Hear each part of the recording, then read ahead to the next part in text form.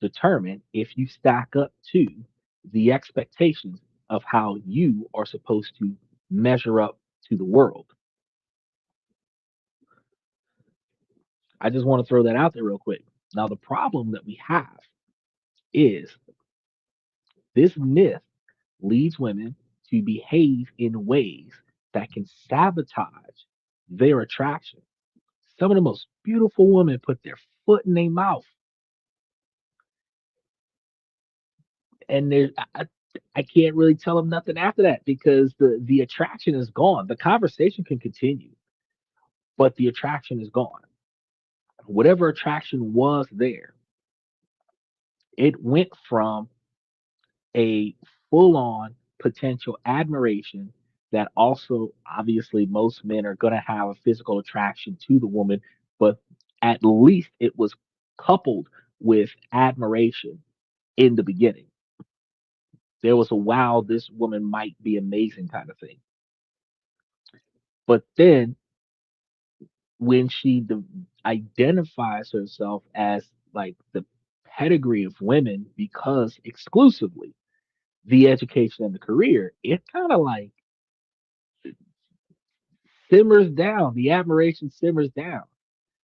And it actually, the longer the conversation goes from that perspective, it actually could just completely dissolve the lust out of the situation too. And then the guy's just like, nope, I don't want to deal with that red flag. Because it really does sabotage your attraction. It You might lead with your credentials on a first date, almost daring him to be impressed, and you might get defensive if he doesn't ask enough questions about your work. Uh, you might even use your professional superiority as a weapon in disagreements. Men don't like that at all. I'm just going to be real with you. You can be five PhDs, 15 years into your career.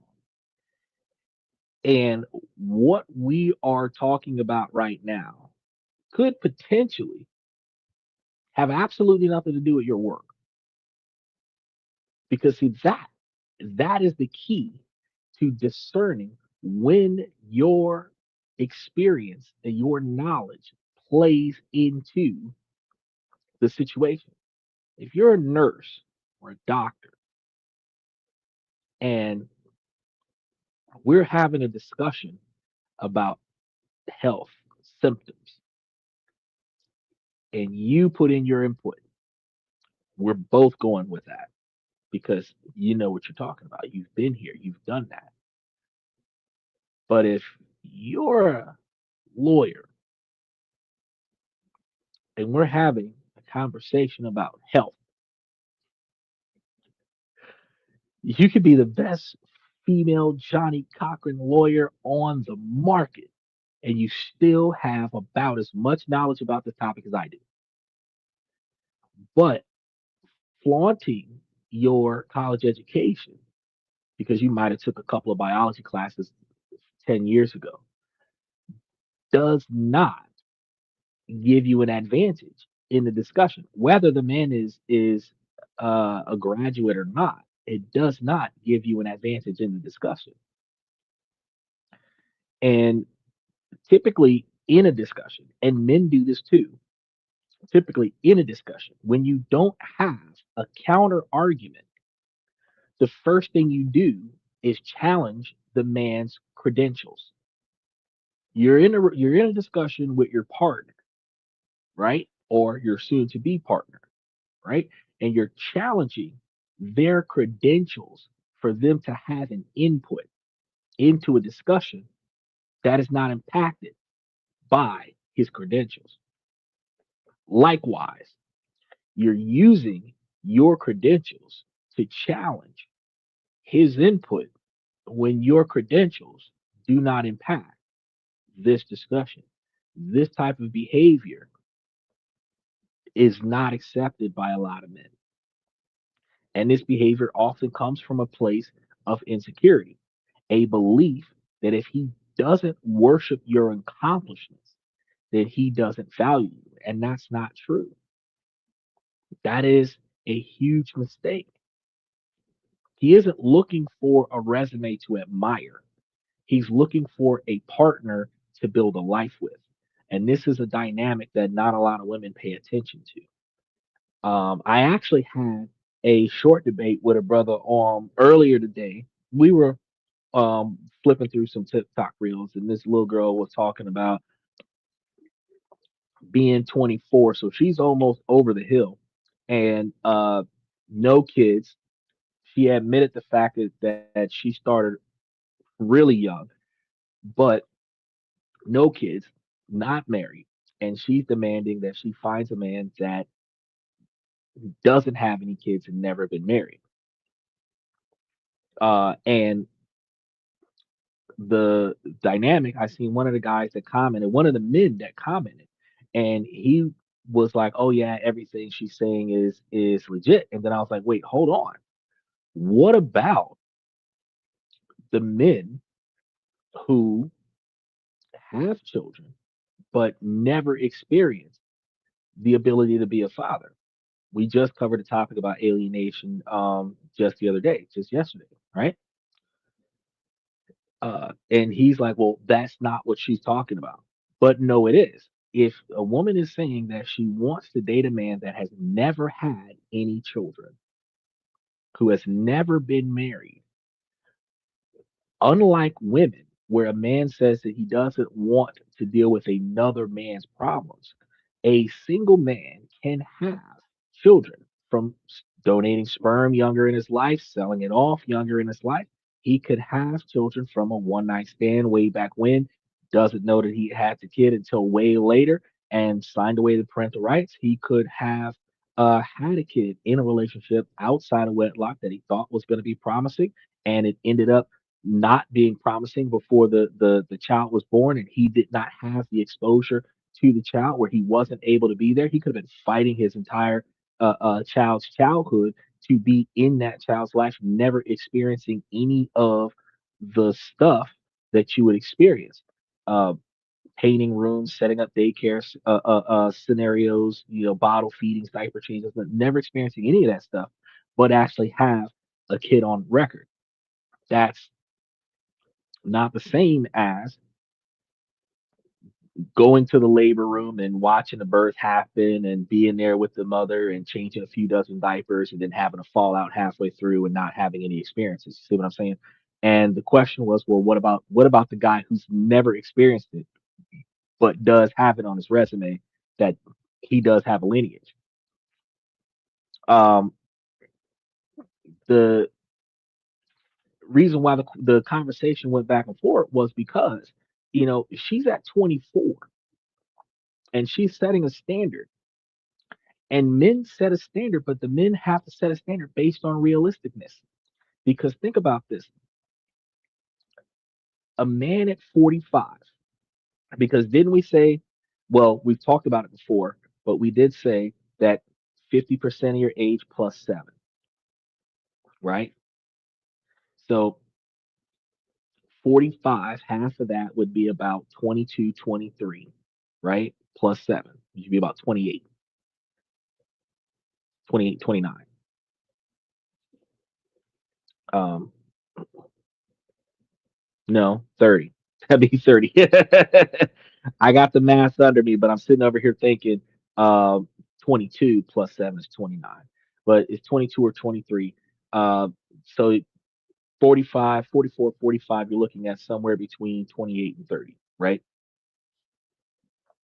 So you start getting them between 40 and 45. They're going to be looking at the ladies between 25 and 30. She's 24. A 40-year-old man or a 45-year-old man is less likely to have zero children in their history. You know what I mean? We've understood that modern culture indicates that you're less likely to find a virgin in women. Um, you're less likely to find uh, a woman with no children by 28. You're less likely to find a woman with less than two kids by 30. They're out there, but the men understand the dynamic, the logic, the statistics that typically, if you do find one that's 28 or 29 or 30 with no children, she's not likely willing to have them. But if she is willing to have them, that's like a rare scenario. And when you find that, you hopefully try to build on that. Uh, but when a woman is looking for the men and saying, "Hey, you have to never have," the longitude there is that from 24 the value starts to decline. Yeah, she's one of very few women who does not have children, which makes her highly valuable for men that are looking for a fresh start. But if her expectation is that he hasn't started yet either, well, she's looking for someone closer to her age group because the fella has not experienced enough in life to have had that child. Even some of the men that start later in life might start 27, 29, 32, 41. So, and the guy that I was talking to on the channel, he had a 2 year old. So he he just was 2 years ago. So the dynamic is still the same, right? The expectations that we have are polar opposites. So when you set the same standard that a man is supposed to abide by, that you're supposed to abide by as a woman, the expectations are going to be crossed. You're not going to get the same results, right? And I talk about that because love and companionship are the primary drivers for men in long term relationships, just like they are for women, just a little bit different. And a life partner is defined by their mindset, not their LinkedIn profile. So let's stop talking about the degree as a trophy and let's start talking about it for what it is in the world of attraction, a powerful signaling device. It's a clue in a much larger investigation into your mind. To really get what's happening in a man's mind, let's use an analogy. Imagine a CEO looking to hire a key partner for a 30-year contract. And this isn't just a job, this is a role for someone who will be there through the market crashes and the huge successes. A candidate walks in and her resume says she's a graduate from a top school. Does the CEO hire her on the spot? Of course not. The degree doesn't get her the job. The degree gets her in the door, gets her the interview. It's a signal that she probably has certain qualities. She can handle a tough workload, think strategically, and see difficult projects through. But the real evaluation, the interview, is just beginning. The CEO is now going to test for those qualities directly. He'll ask questions that probe her resilience, her problem solving skills, and her temperament under pressure. Because if you ask a woman too many questions, she gets pissed off, especially if you're asking her questions that make her contradict her beliefs. She gets defensive. She doesn't just work through the conversation as if this is a hypothetical scenario. She takes it personally, right? And the degree is going to be the hypothesis. The interview is what he confirms to be or turns out to denying the fact that the hypothesis may not be true.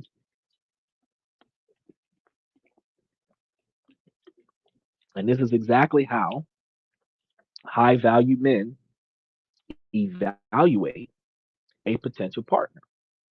Your degree or your impressive job title, that's your entry ticket.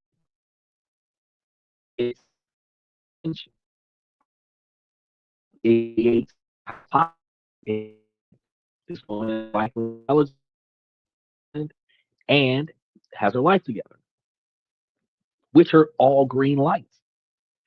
But that's all it is, a hypothesis. Now the interview begins. And that interview is every single interaction that you have. When you talk about your work, he's not listening to what you do, he's listening to how you talk about it. Are you passionate about your job or do you just complain about it? When you face a setback, do you rise to the occasion or do you crumble?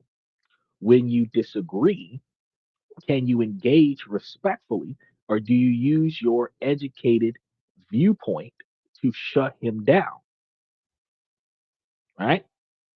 Men, especially successful men, know that credentials aren't the same as character. They've met plenty of people with fancy degrees who are lazy, entitled, and emotionally unstable. They know the paper on the wall is no guarantee of real world intelligence or kindness.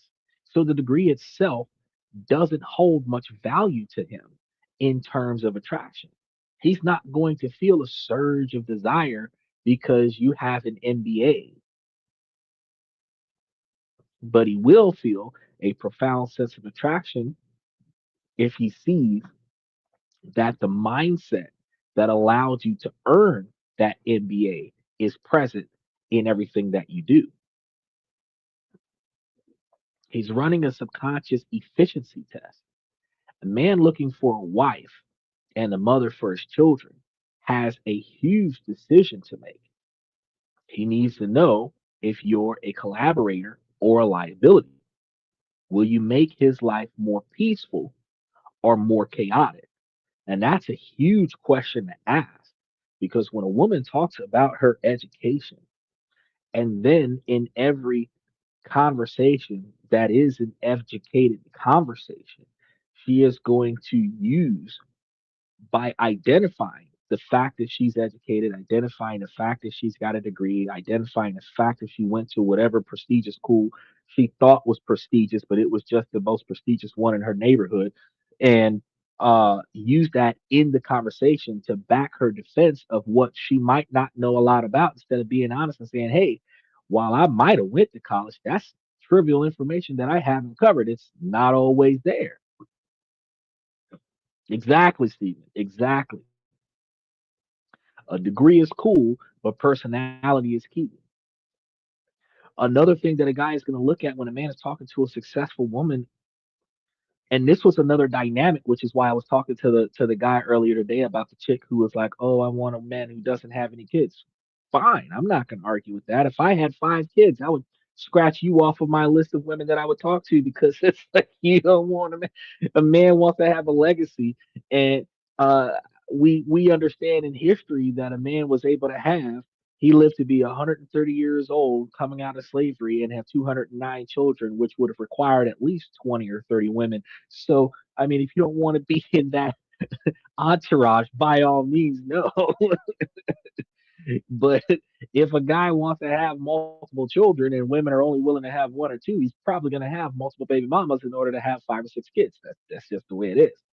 Um, Steven says, I have just obtained my associates. Yeah, I remember that, but feel no need to talk about it in a day to day conversation. You know what? Outside of the fact that people ask me in this channel, like, where does my education come from for me to talk about the topics that I talk about? My day to day operation, I don't talk about my degrees. I mean, a woman will ask me, like, where did I go to school? And then I'll tell them where I went to school, what I studied. And then when they find out how many degrees I have, they're like, oh, but in the average conversation, I'm just another guy because the 3 degrees that I have up underneath my belt does not define me as a person. because I can have 3 degrees and I could be handing you your fries in the drive-through window. You know, I, I could have 3 degrees and I could be living under a cardboard box under an overpass or getting trespassed out of a public park. It does not make me the man that I am. Now, yes, it does entail the fact that I do have a large quantity of knowledge, but how I use that knowledge, it really defines who I am. But another thing that men are going to be looking at with the women that have degrees and have success, we're looking at where do we fit in that life. He said, "Wow, I hope that it helped you a lot, bro. You need to." I'm gonna let that be strike one. You need to utilize this information to help yourself grow a little bit more. But when a man is talking to a woman about her career, because women think that when a man asks a woman what does she bring to the table, and she talks about her job and her education, those things do not hold weight on the table because what she's going to be doing is not paying all of the bills. Because if she was paying all the bills, then yeah, your career would make sense. Uh, but if she's going to be utilized in a equality scenario or a supportive role, not as the primary breadwinner of the scenario, your job really isn't going to be the primary factor in the situation. But your availability is, because you could be $100,000 a year woman on Wall Street, but the question is, are you going to have the time to spend 9 months in labor? Well, not labor, but 9 months before labor, plus the time you got to spend in labor, and then the 3 months off from work after labor. Are you going to have that time? We also have the narrative of, if your job is demanding because of the career that you have, if the job is demanding, are you going to have enough time to establish the type of relationship with the man so that y'all can reach that point where marriage is a discussion, or um, children are attempted? Or is this just a scenario where you're going to have like an accidental kid because y'all make enough money to afford it kind of situation? Like what is the dynamic of the relationship? You know, because the men modern day, we've already discussed that more than half, closer to 60% of men in modern times are looking to be fathers. We have a large generation of growing men that are looking to be fathers. We have a large quantity of men that are protesting parental alienation for men that are already fathers, fighting to be fathers. So when those children are grown, those men are going to want to start again, because whatever they missed out with this child, they're going to want to get that experience with the next child, which means if they don't have just one now, they're definitely going to have more than one later. It is what it is. And when they're evaluating the female, they're stepping up to the table with no children in the household, no financial responsibilities related to kids. Their oldest should be grown, moved out of the house, in college, and they are ready to have more with the current woman that they're talking to. Okay. That's the dynamic that we're looking at. And is she at 28, 29, 35, 37 willing and able to have 1 to 3 kids between now and the time that she's 40? That is the observation that the man is looking at when the woman talks about her education and her job. And I just got to ask you real quick, ladies, between 28 and 40, if you're willing to have between 1 and 3 kids between 28 and 40, what does that decision have to do with how smart you are? How many degrees do you have to be a mother? And how many hours at work do you have to have in order to be a mother? And we're not talking about the traditional barefoot and pregnant at the house because I've told you guys that there are different countries around the world where both of y'all can take paternity leave. The fact is, it doesn't matter what you do for work, and it doesn't matter what you go to school for. You can still be, with the right character, with the right behavior, a mother, and you can put the parenting responsibility on the dad and go and be an alpha boss lady without a problem. But are you going to be present in your relationship is going to be the observation. Are you going to be a supportive person in the relationship around the kids, before the kids, after the kids is the observation. And none of that has to do with you going to work every day. None of that has to do with you going for your master's or going for your PhD or going for your third PhD. You could have wrote a dissertation every 3 years since you were 18. None of that has to do with can you do this as a team?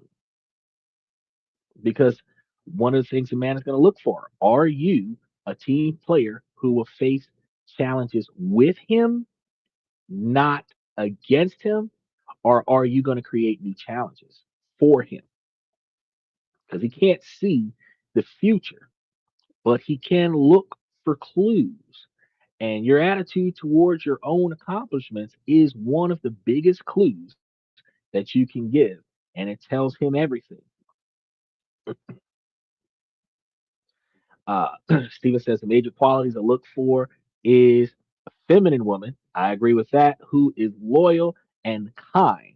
And if she does that, we can click and we can go from there. And you know how simple men are because most men have that exact same expectation. We're not looking for a barroom woman. We're not looking for the girls that can make it clap in the street. The ones that are doing those dances on TikTok actually are disqualifying themselves on the show. Because, truth be told, while, yeah, we might sleep with some of those girls, that is not girlfriend behavior because what man wants his girl wearing tight clothes, showing off all of her assets all over the world? Women disagree with the mindset. A man wants a modest woman. We have no problem with the hoish attire. We have no problem with the 304 behavior. We have no problem with the women that are out there dropping it like it's hot for the sake of one night stands and jump offs.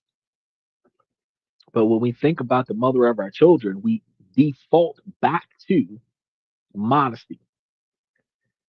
And it's the same type of modesty that we as men would teach our daughters is the expectation of modesty that we're looking for in the women that we want to make the mothers of our daughters. Isn't that something? Now, I know it's a double standard. Well, yeah, it's somewhat of a double standard because we're willing to, for the sake of lust, chase after women that are not qualified to be mothers and potentially turn them into mothers. But we desire the complete opposite. Now, women that are attracting men, they're trying extra hard to attract men. Those women are going to dress more provocatively so that they can get more sexual attention, which it works. But once they become the girlfriend, he's expecting her to not dress like that anymore. She gets offended by that. Well, I was wearing this outfit when you met me. That's when you were single. Now that you are taken, you should dress a little bit more conservatively.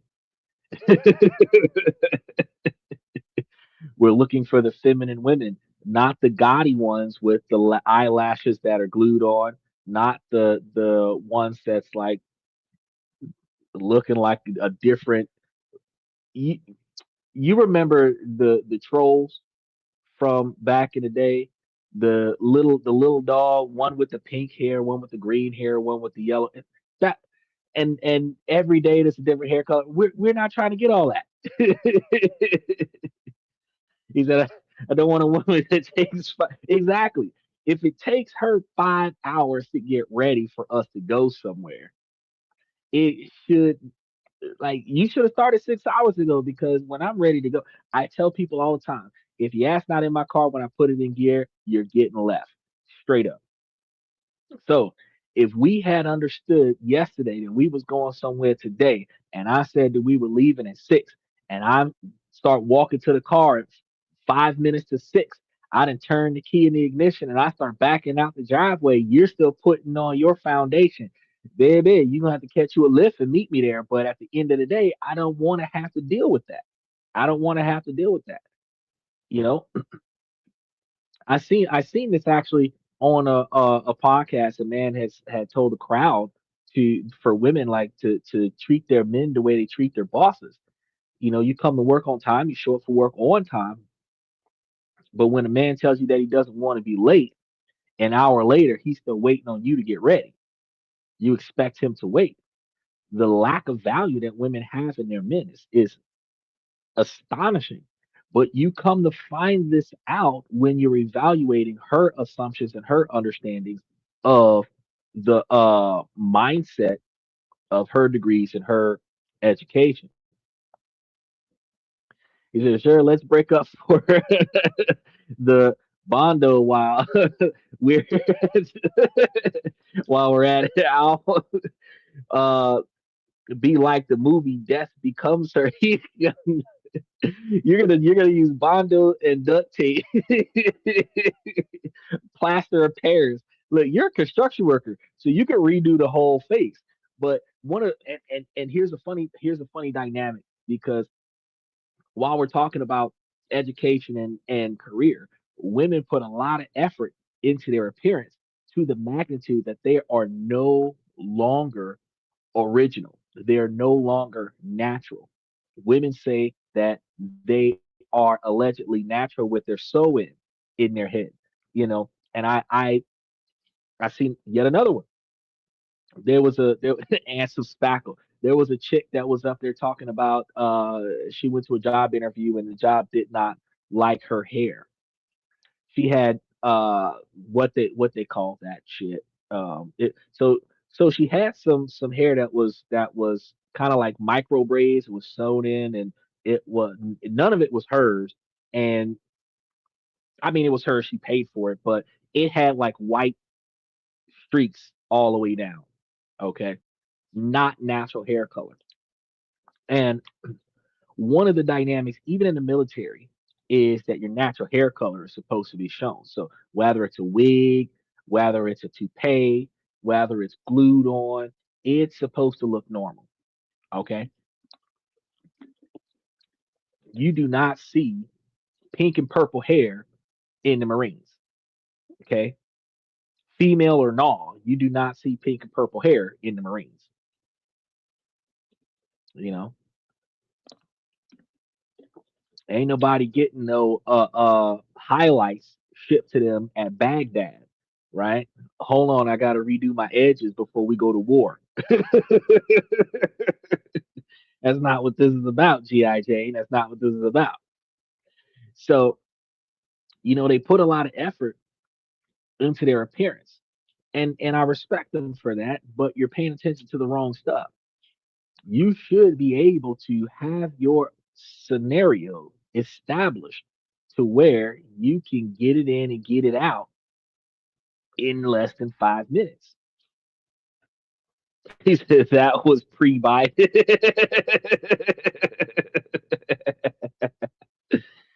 Yeah, because now the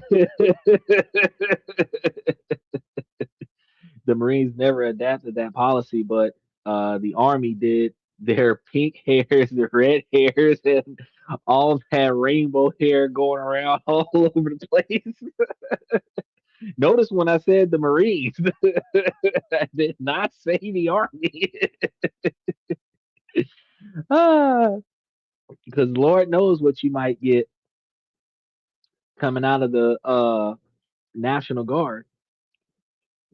The dynamic was that the best of the best are not putting so much emphasis into how pretty their accessories are. They put more emphasis on getting the job done. And that's bringing us back to the three specific mindset tests that guys are running on girls. Because the first and most fundamental test is for what we'll call the growth and discipline mindset. And its core, this is your ability to commit to a difficult long term goal and have the resilience to see it through, even when it's hard or extremely boring. Yeah, that was the only branch that didn't. Well, how many of the pink haired, red haired, ponytailed out women can make it to the Marines, though? Yeah, it takes a whole nother level. It doesn't take a lot to enlist, but it takes a lot to get into the Marines. And your hair dye is not gonna get you there. Social experiment with our military should be technically uh is against the US UCMJ. Well,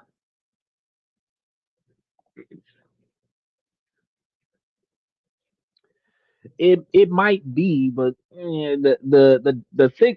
Okay, so I'm all for equality, and since I've reached that age where I'm not going to get drafted, I believe that I can say fairly, women who want to be treated equally should enlist so that they can get drafted with everybody else that's going to war. I'm not going.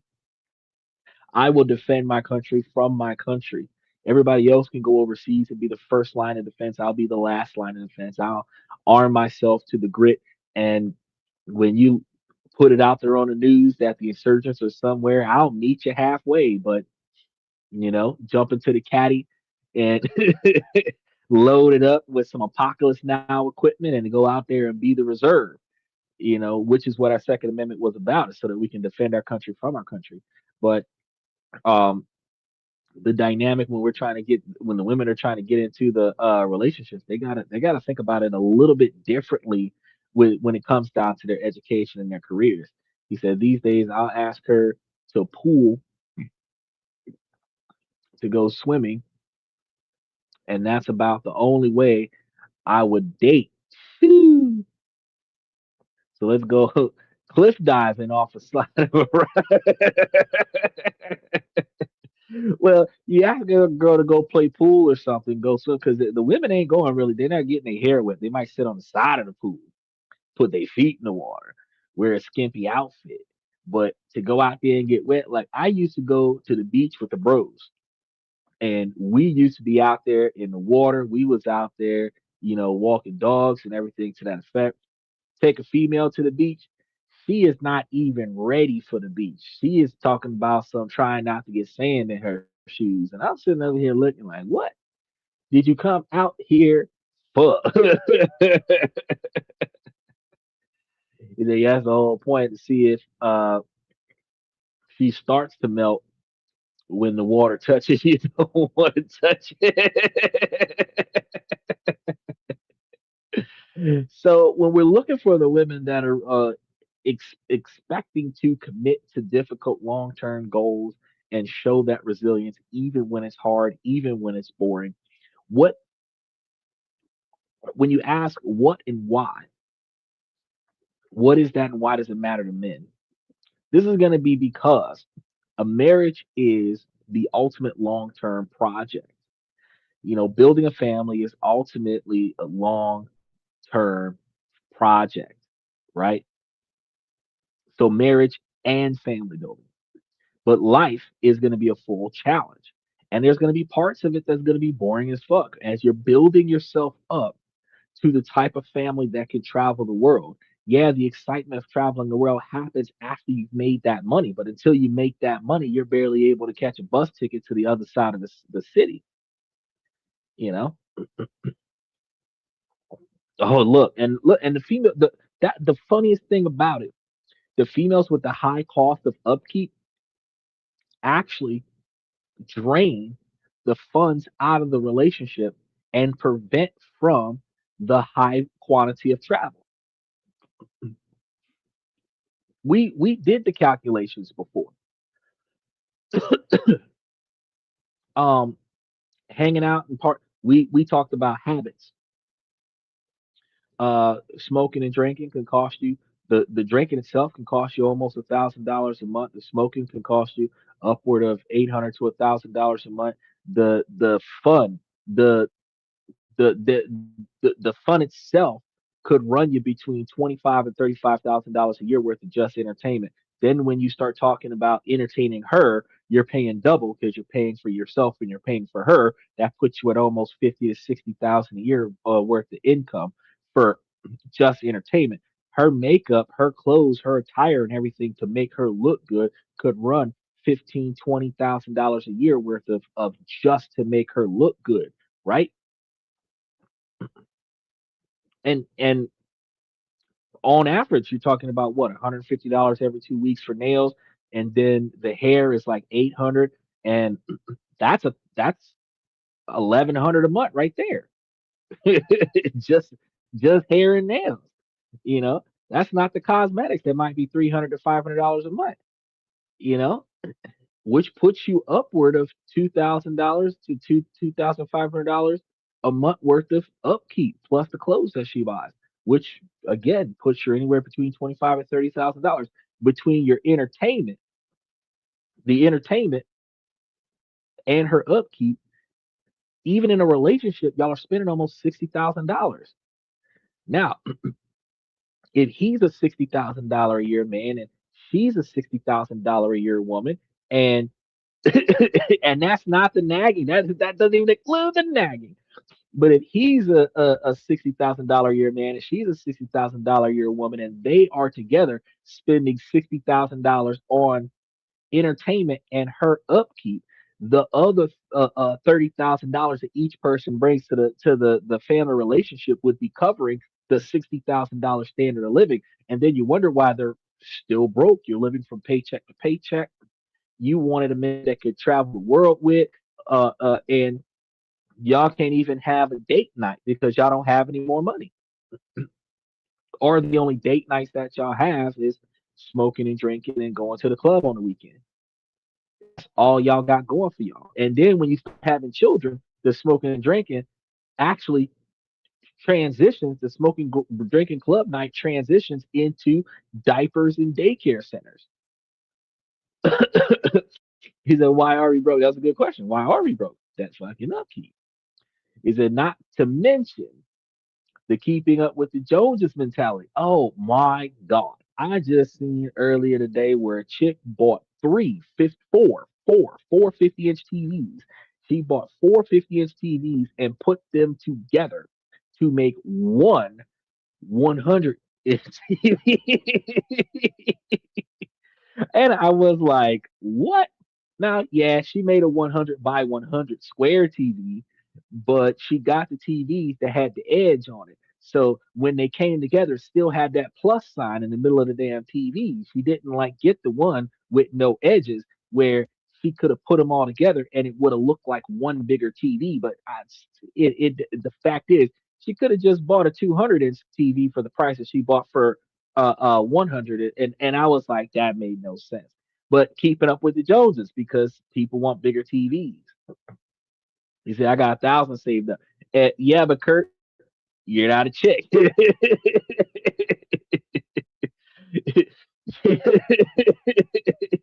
Oh, tell me about it. Tell me about it. Light bill goes sky high when you start burning TVs. You know that, right? People don't realize that. They be wondering what the hell happened to their light bill. If if you turn off a lot of the stuff that you don't need, you find that your electricity bill go down a little bit. People don't think about that. But these are all of the things that men are thinking about when we're talking to the chick that says that she's got this job and she's got this degree, right? A man who's serious about his future wants a partner who is a finisher, not someone who's just a dabbler who's going to get in there and get it started a little bit and then leave it to somebody else to finish it off. He wants a woman who has proven that she can handle pressure without breaking. He's looking for that grit, the same grit that he's got for the vehicle that he's had for 20 years has never let him down. Because I got a 32-inch TV that cost me $100. That's all I need. I have a cell phone that I turn sideways. I'm not spending nothing extra on that. TVs and air conditioners and heaters, and you you won't have much money. You damn right. You damn right. With the weather that we have right now, bro, if you're trying, if it's cold outside, if it's 45 degrees and you're trying to keep your house at 80 degrees, your light bill like $300 a month with central air and heat. Set that some bitch to 72, and it's gonna be just as cool in your house in the wintertime as it was in the summertime when you had your AC at 78.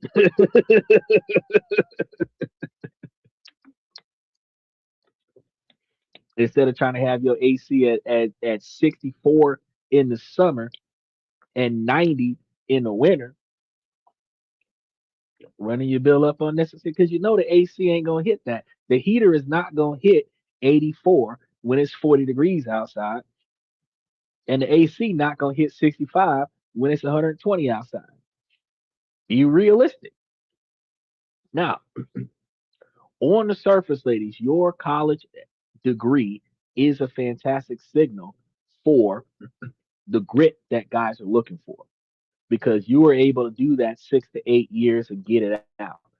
I actually seen a woman talking about stuff. She was 42 and it's never too late to go back to law school. And I'm looking at her like, shit, you wrong. It is you 42. That is a last generation decision that you should have made 15, 20 years ago because at 42, you are never too old to learn about the law and how it applies to you. But at 42, you are too old to be taking on a $500,000 debt to achieve a piece of paper. Okay. Because you're going to put 10 years into college between 42 and 52 to get that bachelor's degree.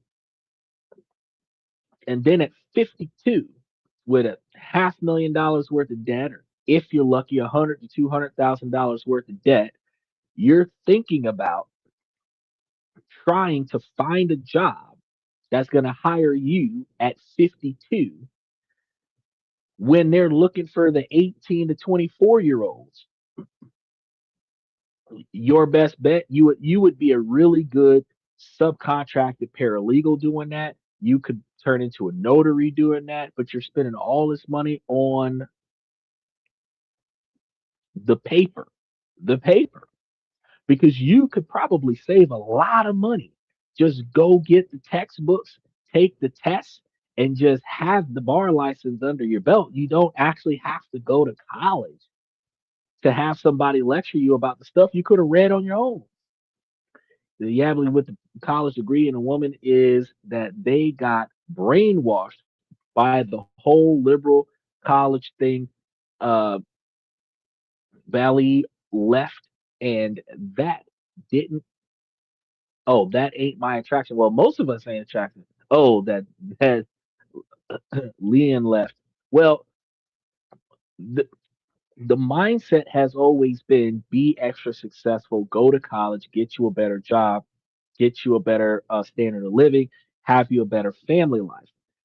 But they were talking to the men when they said that. They weren't talking to the women. And this, I'm going to have to agree with you as a liberal standpoint because conservatism is Republican and conservatism is being modest and, playing your role. And liberalism is the freedom to do whatever the fuck you want, however the fuck you want, regardless of how your decisions might negatively impact your future.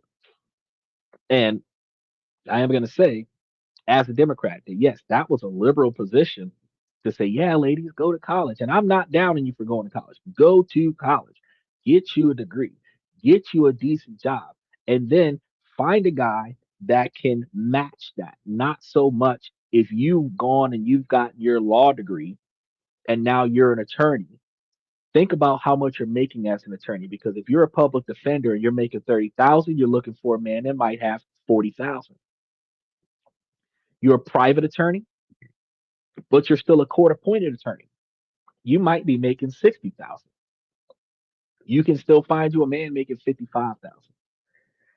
He does not have to be $150,000 a year man just because you're a lawyer, because you could be a nurse at the hospital in the ER making $45,000, and the night shift manager at the McDonald's in the same hospital that you're working in could be making $20,000 more than you. But because you went to college and he's working on the same job that a dropout would work on, that you don't value him as a man, and you talk down to him because of the degrees that you have, which really to me only shows the quantity of debt that you have, because that college degree costs money. But it is a fantastic signal that you do have the grit and the capabilities to go through the long, grueling, boring steps to be more successful. But it's a multi-year testament to your ability to show up, do that work for the delay of gratification, which is what a relationship is about. A marriage, raising children, saving and investing is all about. It is about showing up every day, doing that work to have that delayed gratification. A 20-year plan for success, which I've been talking to y'all about all year, requires you to show up, limit unnecessary spending. Yeah, you're going to have a little bit of entertainment, but you're going to limit unnecessary spending. You're going to redirect that money towards paying down debt and investing to raise more capital.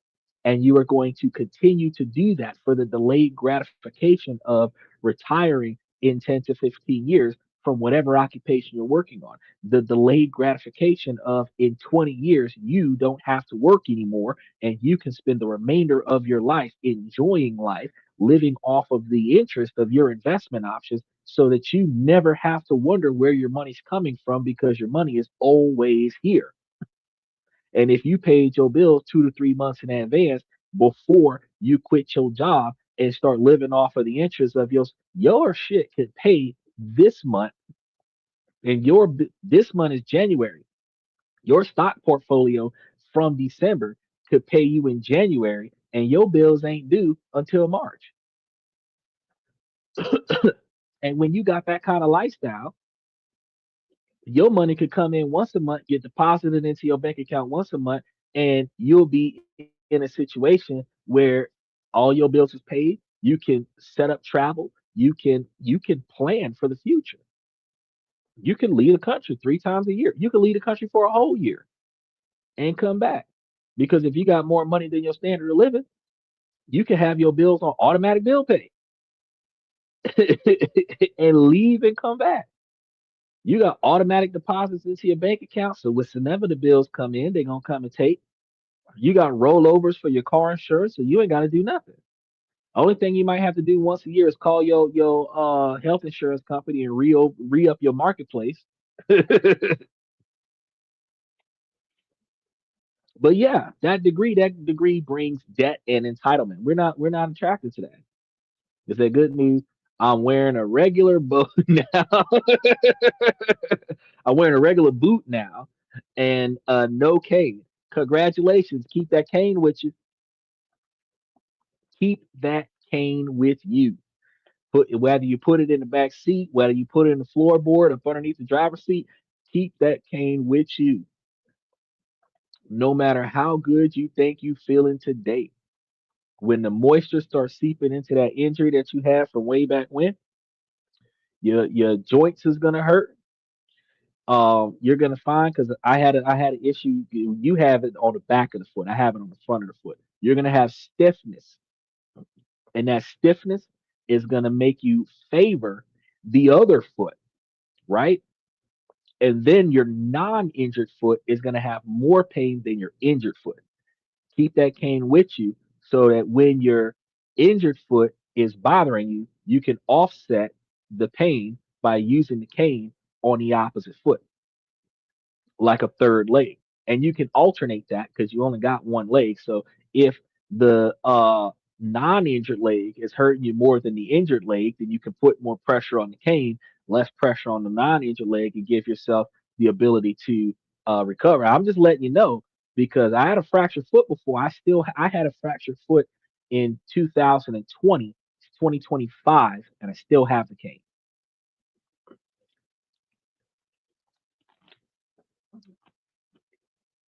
Yeah, but I've had hundreds of thousands of it. And how many times have you broken a foot?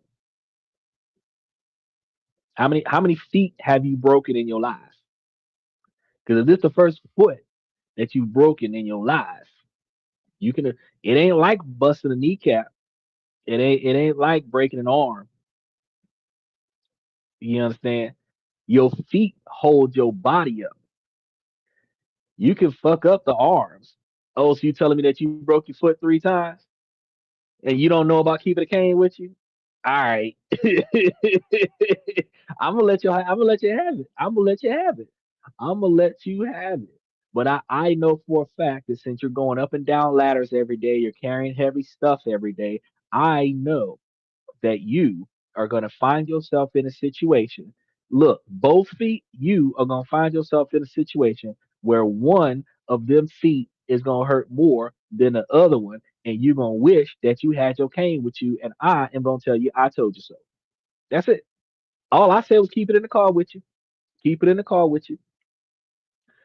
Park close because you're not disabled, so they're not gonna give you one of them little handicap jigs. But park close. Keep your cane with you. You ain't got to take it with you in the grocery store on a regular basis, but I guarantee you that you're gonna get to that point, especially after this most recent injury, when you start moving around. Walmart might not be that big of an issue. You might be able to walk all over Walmart and go shopping. You might be able to, but you got kids. Take them kids to the mall. By the time you come, you look, take them kids to a theme park. By the time you come out the damn theme park, you're gonna buy you a cane as a souvenir to get out the theme park. I'm trying to tell you. And you're getting old. These joints ain't as good as they used to be. All I'm saying is, as a word of advice, just point of reference, keep a cane in the car just in case. If you don't need it, it's in the car. You can walk around with 2 legs, and I'm not saying to keep a cane at your side all the time. But if you getting out the car and one of your feet got a little bit of a throbbing scenario with you, grab your cane and take it with you. Because by the time you get to where you're going, it's not about if you can get to your destination. It's about can you get back. That's what the cane is for. The cane is not because you can't get there. You've been doing what you've been doing for a long period of time, but coming back, that's gonna be the hard part. Is that I live in the mountains and I regularly climb an 800-foot hill near my house. And that is not going to stop the fact. See, okay, so climbing the mountain and then coming back down, it's easier to come back down. But see, if you was at the top of that mountain and you had to go down the mountain and then you start feeling bad and you trying to climb back up the mountain, climbing back up that mountain is nearly impossible. You're not listening to what I'm telling you. And I understand. I understand. You feel like you're invincible from experience as well as historical data. It is better for you to be prepared and not need it than to think you got it and not be prepared. Bro, we still live. Chill out. So, if you bring it with you, you may not need it. You always have a cane in the car, whether it's in the trunk. It could be if you got a truck, if it's in the toolbox. It could be in the back seat. It could be on a floorboard. You got it. You don't need it. You're fine. But the day that you need it, it's in the vehicle.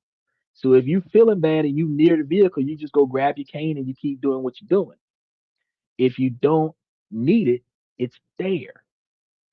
But if you gone, your cane is at the house and you need it, that's the moment when you're gonna feel like shit and you're gonna be like, Xander told me to bring my motherfucking cane and I feel like an asshole because I didn't do it. That's the one thing. And if you got multiple injuries, if you got multiple injuries, you're gonna have knees, back, ankles, feet. You're gonna be feeling like shit. That's gonna You're gonna be crawling back to the car.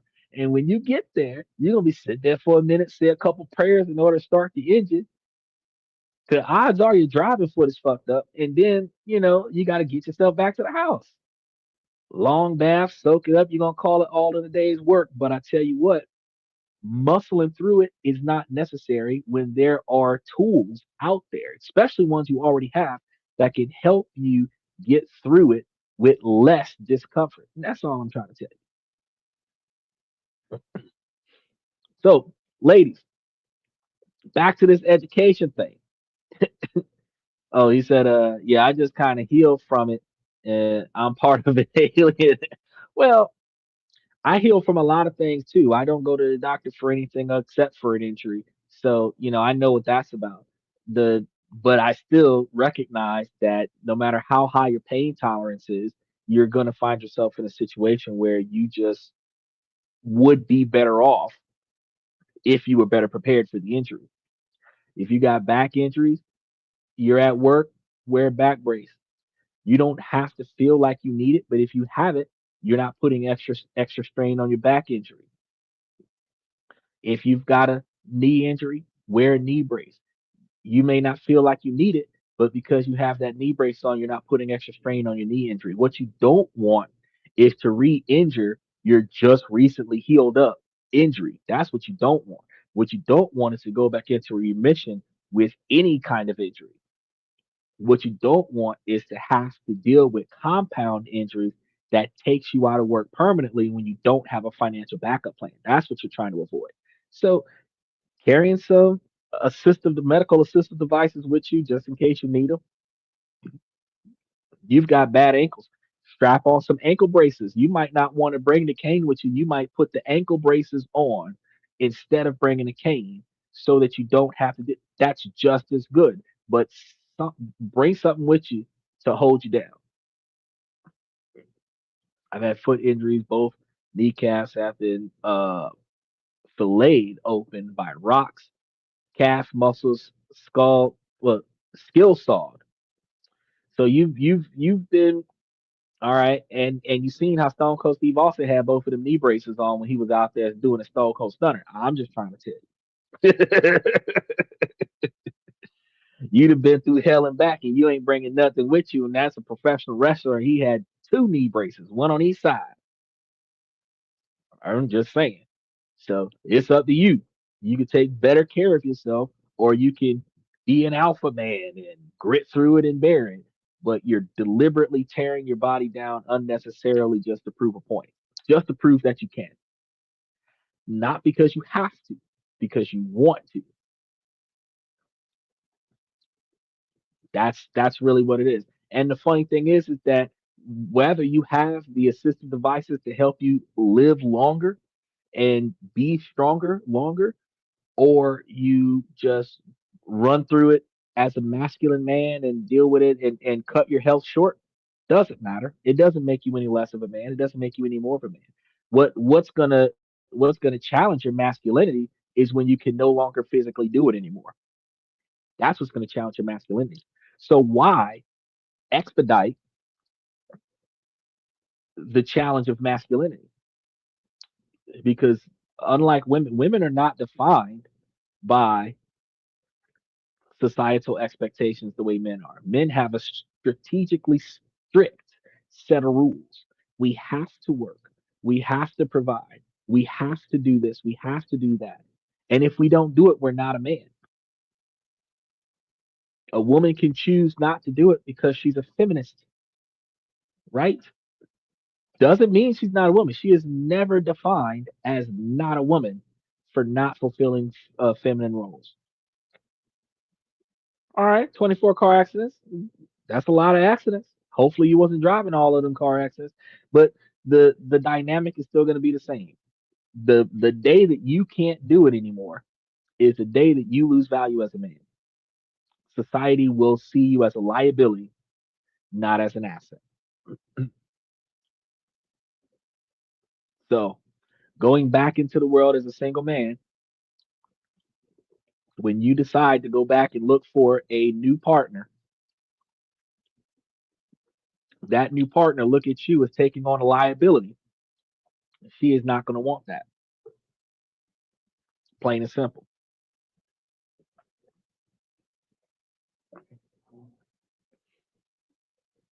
Five while driving, two at fault. Yeah, that's about statistical average. And the rest of them, your wife are driving, huh?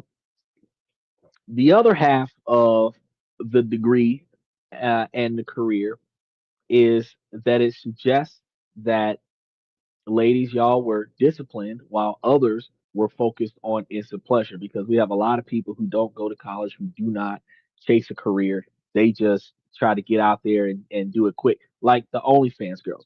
We have no problem with fantasizing about the porn stars and the OnlyFans girls and other stuff, but men don't really want to marry porn stars and OnlyFans girls. Um, we don't have value in that type of work. We don't even really consider it work. We consider it devaluing yourself for money. We don't even want to identify it as work. It is instant gratification. It is instant pleasure. There's no effort involved in that. Um, and we actually have a lot of value in women that do work. We have value in women who stay at home and take care of the house, but we have value in women that do work because it shows that you have that discipline and that ability to get out there and go get it. But when we are looking at women who have jobs, we're not devaluing a woman for having a career. We're evaluating a woman to determine if her career can sustain the family life. You know, is if you tell me that you want to be a lawyer, you're telling me you don't have a lot of time for family. Yeah, most lawyers work 5 days a week, Monday through Friday. And if they are an average base lawyer, they're clocking out at 5. And whatever they don't get done by 5 o'clock on Friday doesn't get done until Monday the next day, Monday at 8 or 9 o'clock in the morning. But if you are an aspiring attorney, you're trying to start and work your way up. I can tell you that you're not going to get yourself to the level that you want to be by clocking out at 5. So you're going to be the one that's going to be working nights and weekends, thinking about the case, going over your plans, trying to work stuff up, and then you're not going to see yourself where you want to be at without putting in them longer hours. So while the pros clock out at 5, you'll still be working on the case at 9 o'clock at night. When the pros stop working on Friday, you're still working on the case on Saturday and Sunday. And if that's what you're going to be doing, where is your time for your relationship? Where's your time for motherhood? Because again, motherhood is not just you being at the house taking care of the kids. It's about you bonding with the children the way we would say, well, if a dad wants to be a head surgeon, where is his involvement in the relationship and where is his involvement in fatherhood? Because when you start marrying your career, you start finding yourself just putting money into the pot for the household and not really doing anything else. He said Oscar Mayer truck both doors and is it in yet? Ain't that attractive? Not mention coordinate comments. Okay. Well, yeah, that to the magnitude of throwing a hot dog down the hallway, yeah. They've when they started talking about the swingers and they talked about those nudist colonies and the people that are over the age of 50 that are out, the high levels of STDs and everything that's going on with that, like, and that's really what men think about when women start talking about their body count. We had a woman that was all talking on channel about like 13 or 1500 was her declared body count. And you know the old rule is that whatever a guy says his body count is, you divide that by three because men tend to exaggerate. And uh, what a woman declares her body count is, you multiply that by three because women tend to downplay it. Um, but when you're proud to say 1,500, likely might be 4,500. And if you can remember four-digit numbers, that's insane. Like some of us stop counting after a while. The odometer just defaults, and it's like, yeah, the credibility there. It's like looking at a Carfax, and you're just like, this is a crash car four times over. Yeah, of course, that guy didn't care or tell her. Yeah, that's sick, bro. That is extremely sick. But they've got some. Oh yeah, body count shouldn't matter. No, a woman wants a man that's experienced. Women are like, oh yeah, you should be glad that I'm experienced. No, ma'am. That is the criteria that women have for men. Women want a man that's experienced. Women wants a man that knows how to satisfy a woman. But in order for a man to know what to do there, he would have had to have done it quite a few times. Um, Men don't want a woman that knows how to satisfy a man. Men want a woman that knows how to cooperate with the man. So your body count does matter because the closer you are to zero, the better you are for him. And the more you're willing to cooperate with him, the more you're willing to compromise with him, and the more you're willing to be present with him, and the more you're willing to aid him in his peace, the better you are for him. But women aren't really thinking about that. And none of that criteria had anything to do with her education or her career. The seals blown out, and tires are done, and the interior definitely worn out, and the body is definitely dinged and dented. Oh, of course. That's like taking a Porsche and putting it in a car crusher and then putting it on a showroom floor lot and charging top dollar as a brand new car. He said, "Ain't the table sheet the mattress?"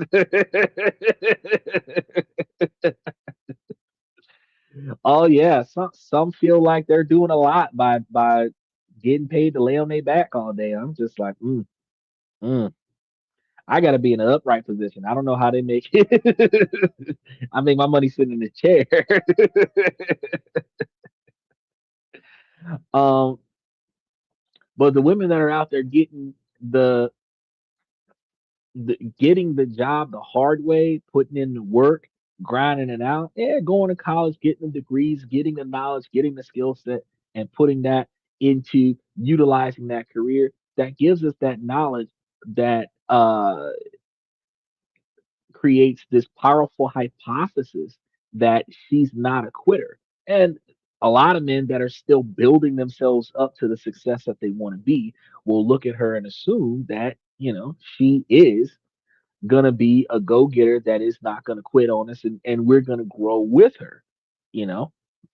And this is what men find attractive, not the diploma, but the discipline that it represents.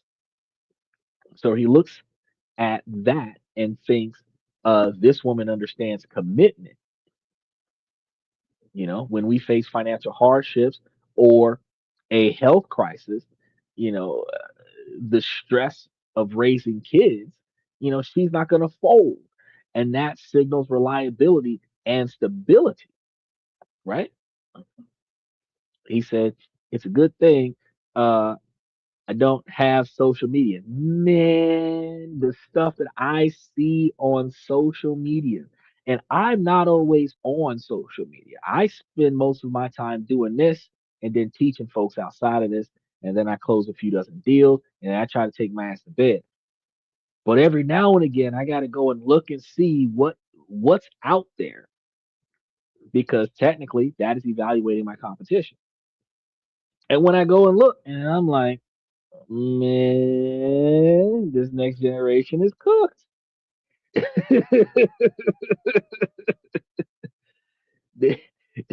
Their mindset is on a whole different level, you know? And I just think to myself, like, I'm glad I was born in the 80s because if I was trying to navigate 2025 at 20 or 25, I would have a hard way to go. But, ladies, how do you pass or fail the test that men provide in the interview of dating? Well, let's start with this. You pass when your actions and your words align with the mindset. Um, when you talk about your work, you do so with a sense of purpose. You can admit it was challenging, but you frame it as part part of a goal that you were committed to. You show pride in your work ethic, not just the outcome. And he sees that this isn't a one-time thing that you did in college. It is who you are. And you're going to fail the test when you you and your behavior contradict the signal of your degree because this is going to be a massive red flag. He said, I've had YouTube since it inception. Me neither. Never made a single video. Man, I use YouTube's playlist because Spotify had the downloaded playlist that functioned on outside of networks when you have the right Spotify account. But I had YouTube when I didn't have Spotify because I'd have to log into my Spotify account on my computer, set up my playlist, then download everything to my phone, which takes up a lot of data space. And then I could play certain songs when I'm not in network because it's downloaded onto my hard drive on my computer, on my cell phone. But YouTube, if I got a new phone, I could just log into my account and just use YouTube to listen to the music that I was listening to when I drive because I don't want to listen to the modern music because I don't have value in the low grade skill set of the modern artists that are out there right now for some genres. So I typically swing back to the old school, which is what the old guys did back in the day. I don't blame them. Uh, but I don't actually scroll for content. Now I'm scrolling for content because it's what I do. But back in the day, I didn't scroll for content. TikTok and other such platforms, Twitter, you scroll for content and you find out a lot of things. You find out tech stuff, you find out political stuff, you find out uh, discussion based controversial stuff that doesn't necessarily swing. You have new apps out there like Flip and Clappers that also content driven by debate conversations that brings people in for interactions. So yeah, is it I don't know. I live like an evil chicken. Nah, nah. I wouldn't say that. I, I'm not really blinded by the stuff that's going on in the world, and I'm not shielded from it either. Uh, I tend to remind myself that what's on social media is not everything, but it does give me a premise to start looking. So, like they had a article that came out talking about how Walmart was closing its doors for the holidays, and when I drove by Walmart on Christmas Day, the motherfucker was closed. It's like I look for the facts and then I do a little bit of research to verify if that's fake news because we have a lot of fake news that's out there that's clickbait, and then we have a lot of AI driven videos nowadays that is also clickbait. And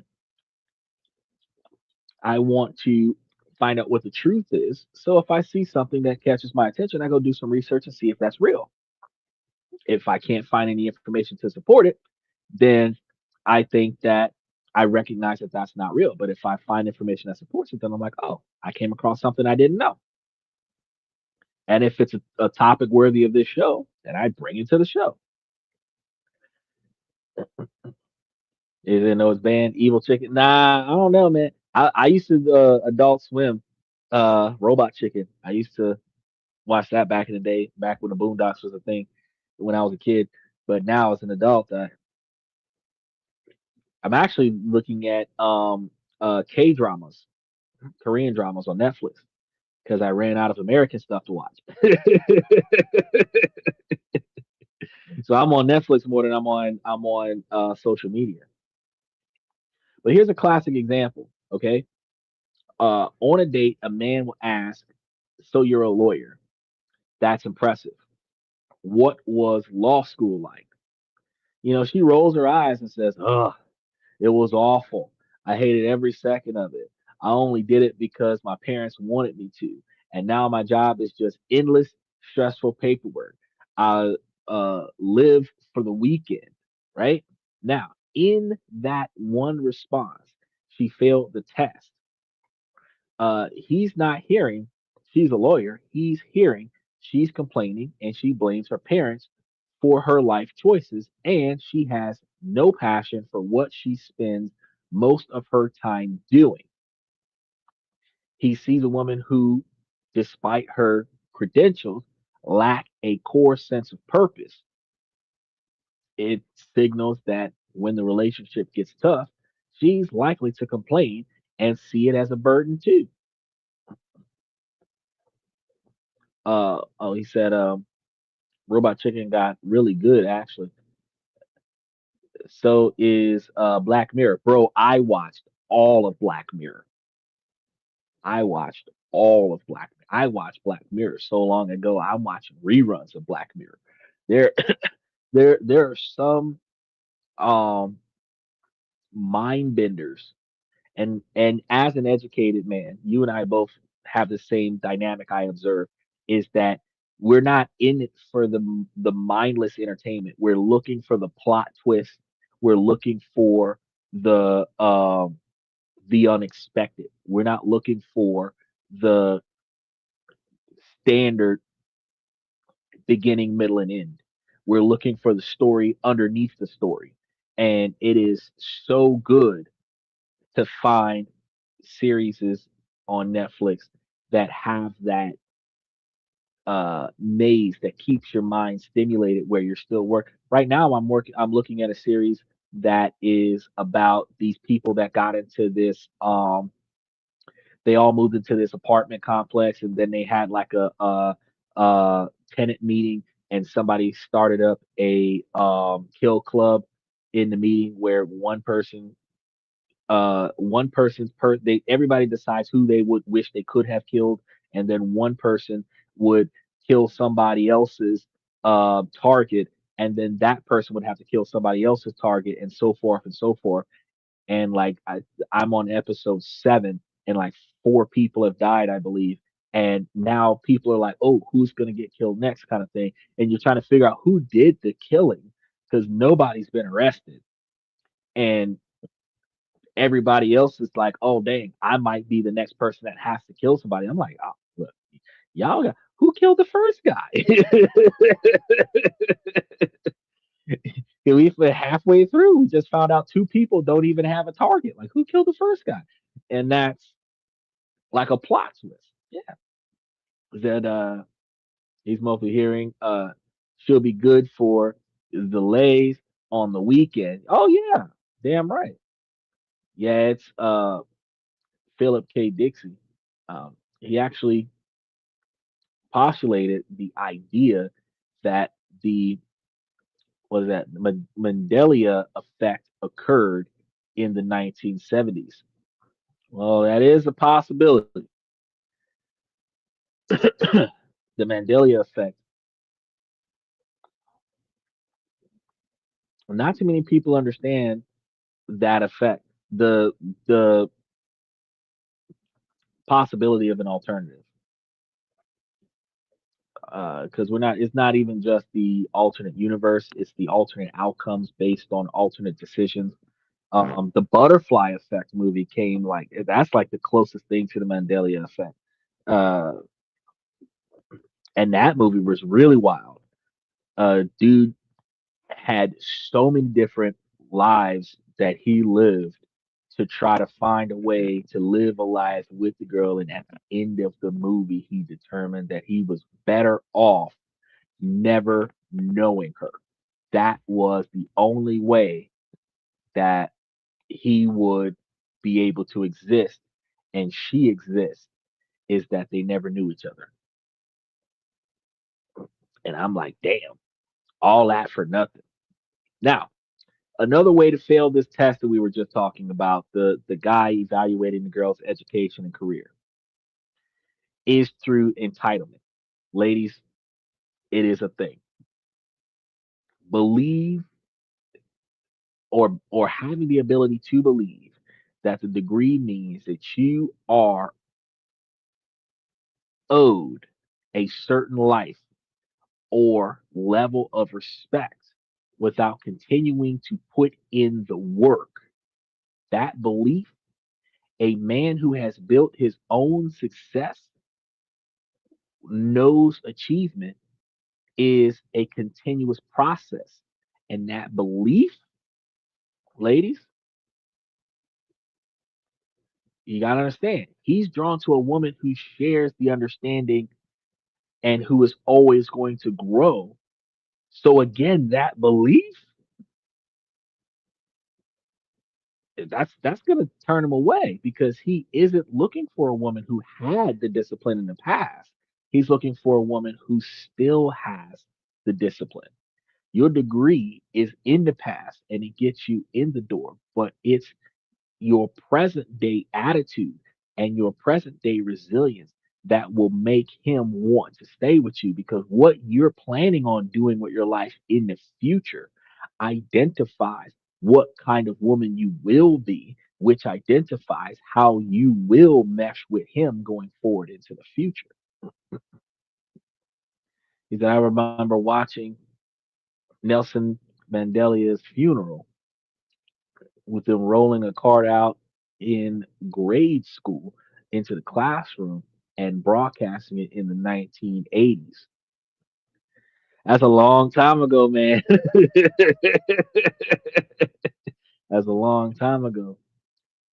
By the way, if any of this information that you guys have been watching over the last couple of hours has clicked with you, make sure that you guys subscribe to the channel. If you haven't done so already, hit that like button and remember to start clicking those notification buttons because I'm gonna throughout tonight and tomorrow have excuse me the rest of the week up there at least yeah the rest of the week up there because I got to get up Sunday and then Monday, Tuesday, and I have Wednesday, Thursday, and Friday available.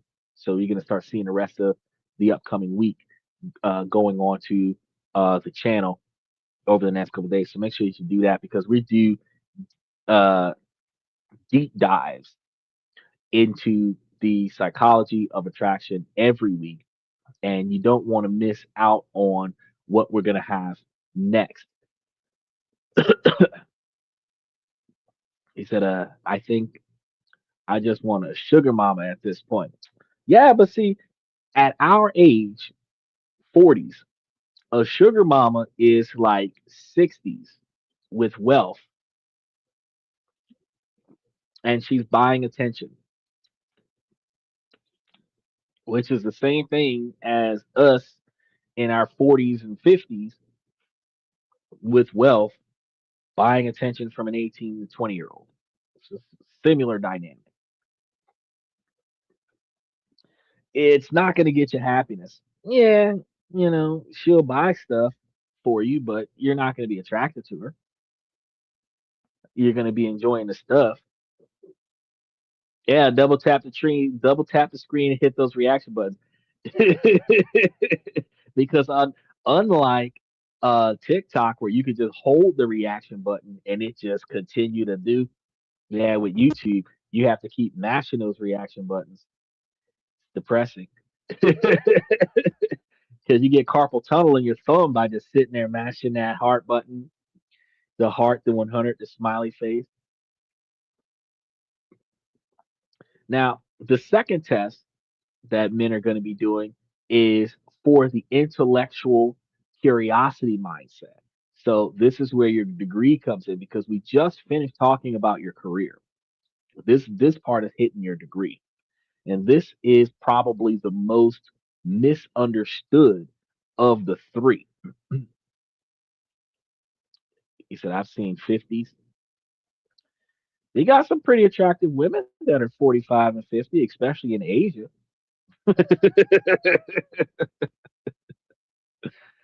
Now, many women think having a degree automatically proves that they're intelligent. But there's a world of difference between being book smart and being intellectually curious. We've talked about this before, me and Mr. Pibbs, the difference between being book smart and street smart. Book smarts are more about memorizing facts for the exams. Intellectual curiosity is a genuine desire to understand the world and explore new ideas and never stop learning, which is what I have actually done 365 days a year, where I literally look up something every day for this show. And then I look up something else every day outside of the show.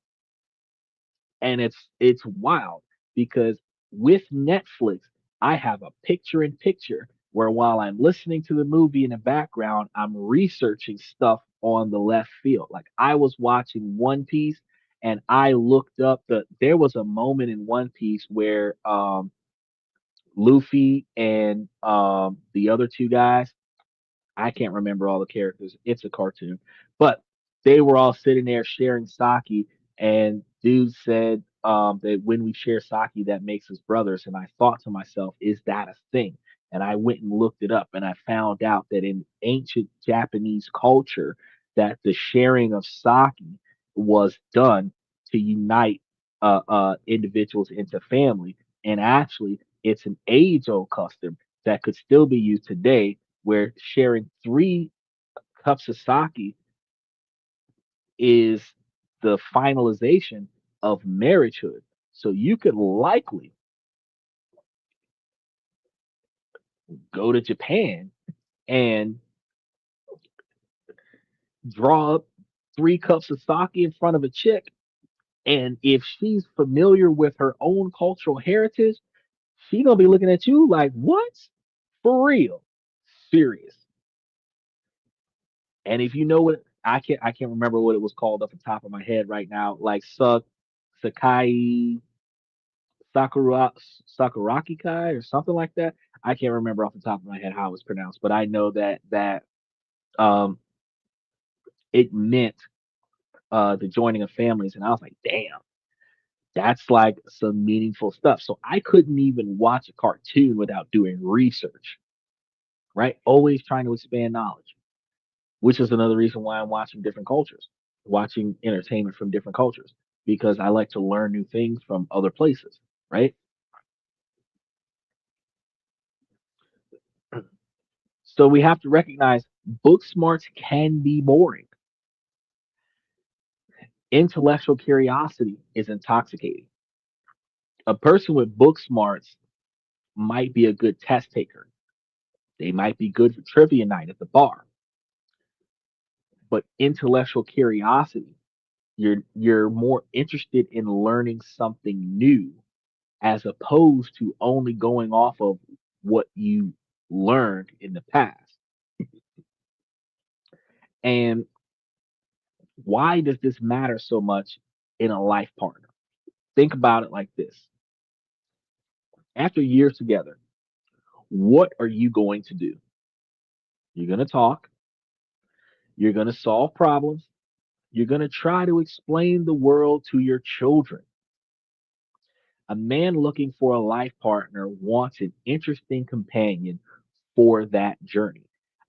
He wants a woman whose mind is alive, not a static library of facts.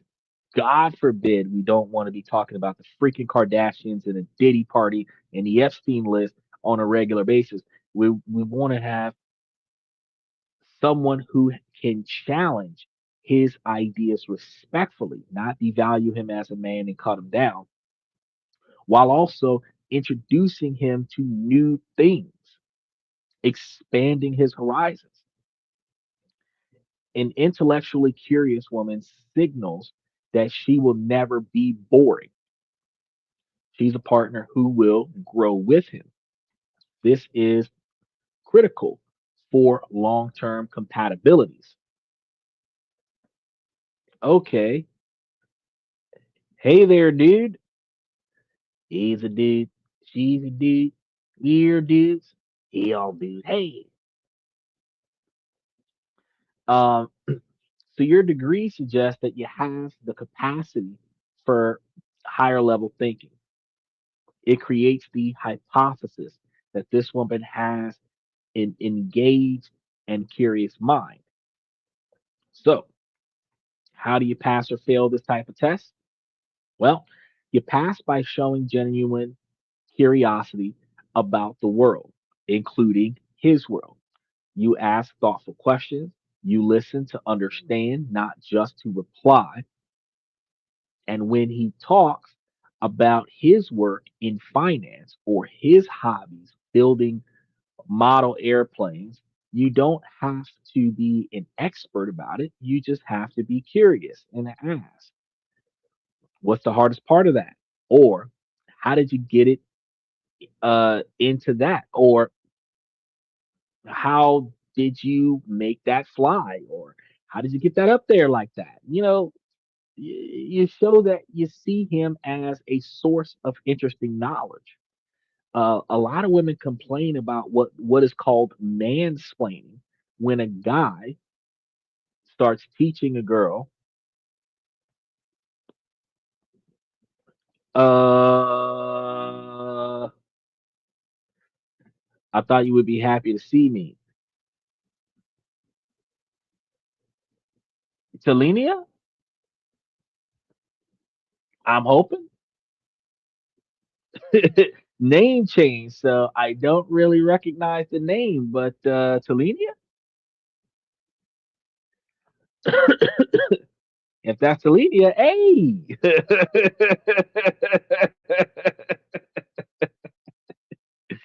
I had to look closer because you see the picture is this big. So when I look at the face and I'm looking at it like that, that's gotta be Talenia because that almost looks like the yeah from the last one. It's good to see you. See when y'all be changing y'all name, I be looking at the name like what? I don't remember that name from the last time. If you would have changed your profile and changed your hair, I would have not known who you was. But I looked at the face and I remember the face. So it's good to see you. I I do the best I can. I do the best I can. How you doing? Uh now sorry. Because when I was going through, I read the comment. I didn't even look at the profile. I read the comment. Uh, Special shout out to Talini, a long time. She's been here for a while. Wow, like almost a year. So I really appreciate when you do pop back up. Hopefully that you're doing well. Uh, but I really appreciate you swinging through. It's one of the things because I've got like a picture thing going on right now because when I do the research of my show, I put it into a script. I literally build the entire thing, and then I've got the comment section on one side and everything I'm supposed to talk to you guys about on the other. I find breaking points in what I'm talking about, come over and address everybody in the comment section, and then get back to the point. So I'm doing this, and then when I seen what's up, dude, and then I was like, oh, okay, and then I went back to the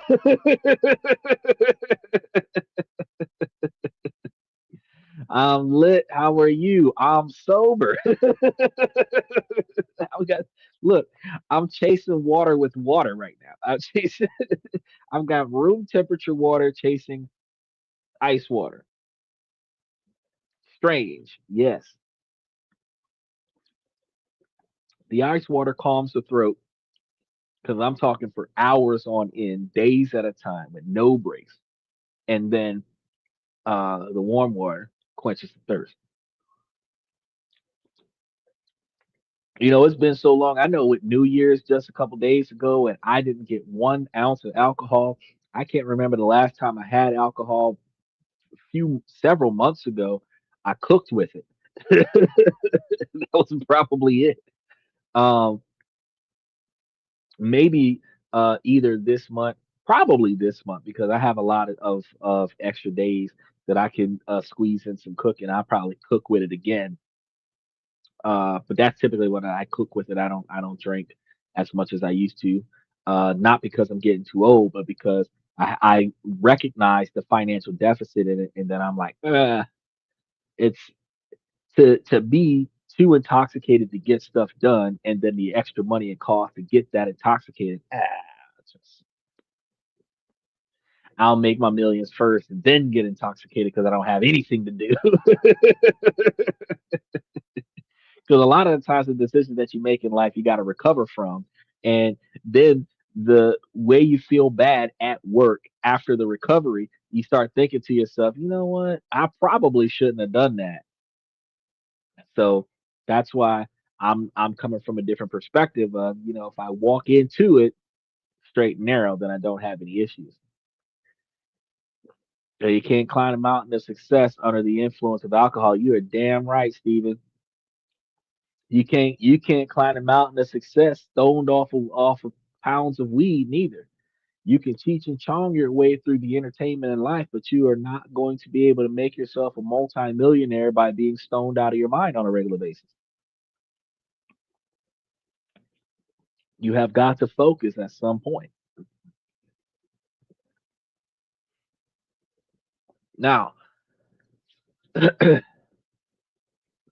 when it comes down to passing the intellectual challenges of men, you also can pass by having your own passions and being able to talk about those passions, explaining why your field fascinates you. This is going to show that you're educated. Your education wasn't just a uh, hoop that you jump through, but a door that you open to a world that you love exploring. You fail this test catastrophically when you use your education as a weapon. And this is going to be the woman who is book smart but not curious. And she has her facts and she believes that they make her right. And in a disagreement, her goal isn't to explore the truth, it's to win the disagreement.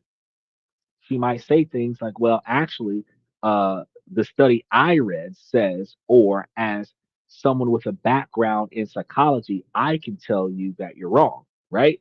Well, when a man hears this, he doesn't think, wow, she's so smart. He thinks she's insufferable. She is not a partner, she's a permanent debater, right? It's signals a closed mind, not an open one. And one of the issues that a lot of men have experienced with some of the educated women that we have out there is that the women have gotten their degree and closed their mind to new knowledge, especially if that new knowledge is coming from a man. And I don't know why this is, but men are supposed to be protectors and providers, and money is not the only thing that they're providing. Knowledge is also one of the things that they are providing. Is it who you talking about? Oh, okay. So today we have a topic that is covering the craft of some of the myths that are related to uh, educated women that have incomes and how that myth can negatively destroy the relationships. So, modern women believe that after going to college and getting degrees, that they can be more prestigious in the dating game, that they are more of a catch because of this piece of paper and their income. And we've seen a lot of debates about it, but women are not judged by what they do for work and what kind of degree they have. They're judged on their behavior and their attitudes. They're judged on their willingness to cooperate and comply. And we're going over a lot of the concepts that are from the male's perspective, what we actually look for in a woman versus what women believe is the case.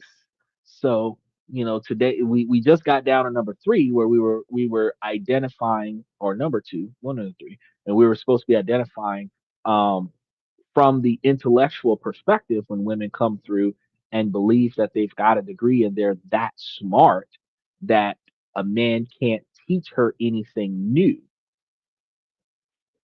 Uh, it poses a problem in the relationship.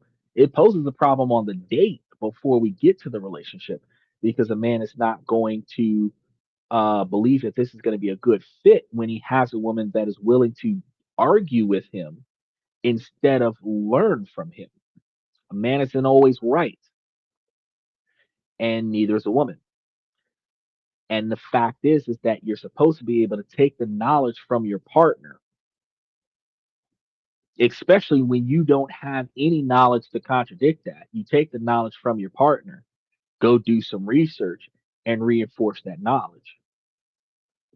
If he thinks that it's supposed to happen a certain way, and she comes back with some facts that will help him see a different side of things, then he's going to take those facts and go look into it and see how he's going to implement his plan differently. For example, um, going to the DMV. You have to go to the DMV to get your updated driver's license photo in most situations. Not so much for your vehicle registration. Not a lot of people know that 3 months before your registration is due, that you can actually pay for it online and get it mailed to your house so that you don't have to, one, be late with renewing your registration, and two, wait in that 2 to 4 hour line to get the shit done. Not too many people pay attention to that. The same way they got early voters is the same way they have early registration.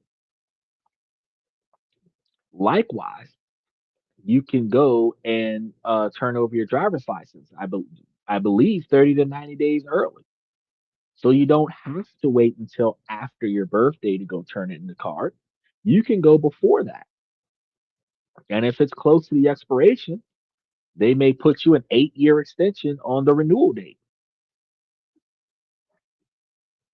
Or you can wait until it expires, but while it is expired, you can't use it anywhere, right?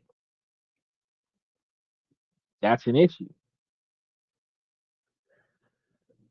It doesn't matter how much you earn. What matters is how you look. Well, it does matter how a woman looks, but it also matters how she behaves because a less attractive woman with a more positive behavior can get a man faster than a more attractive woman with a piss poor behavior.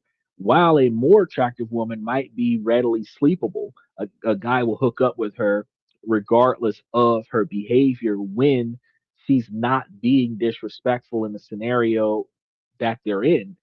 When it comes down to long term relationships, a lot of women complain about how their man left her for a woman that's less attractive.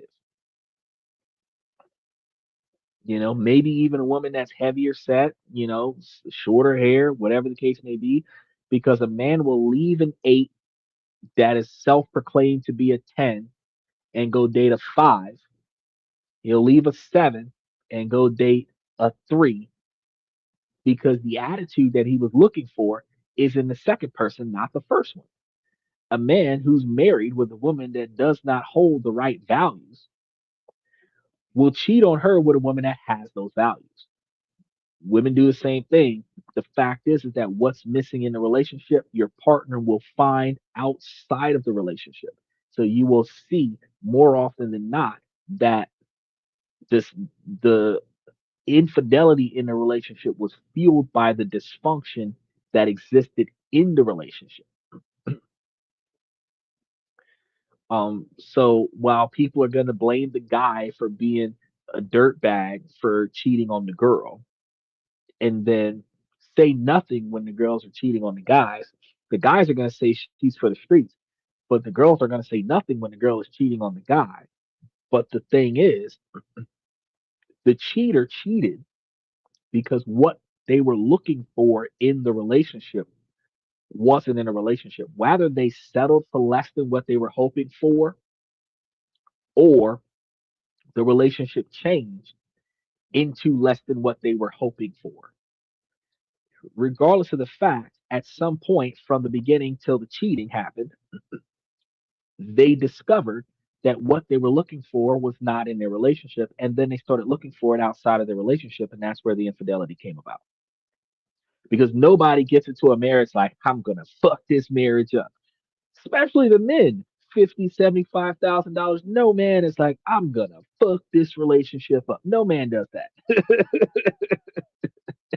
I am going to dive deep into this marriage and then just give away half of my shit. Nobody does that. But if you don't feel valued, you don't feel appreciated, you don't feel respected, you don't feel acknowledged, you're going to get that respect, that validation, that acknowledgement from somewhere else. And that's where some of the affairs are coming from. So this unwillingness to learn new things after you've gotten your degree, it is the fastest way to kill attraction.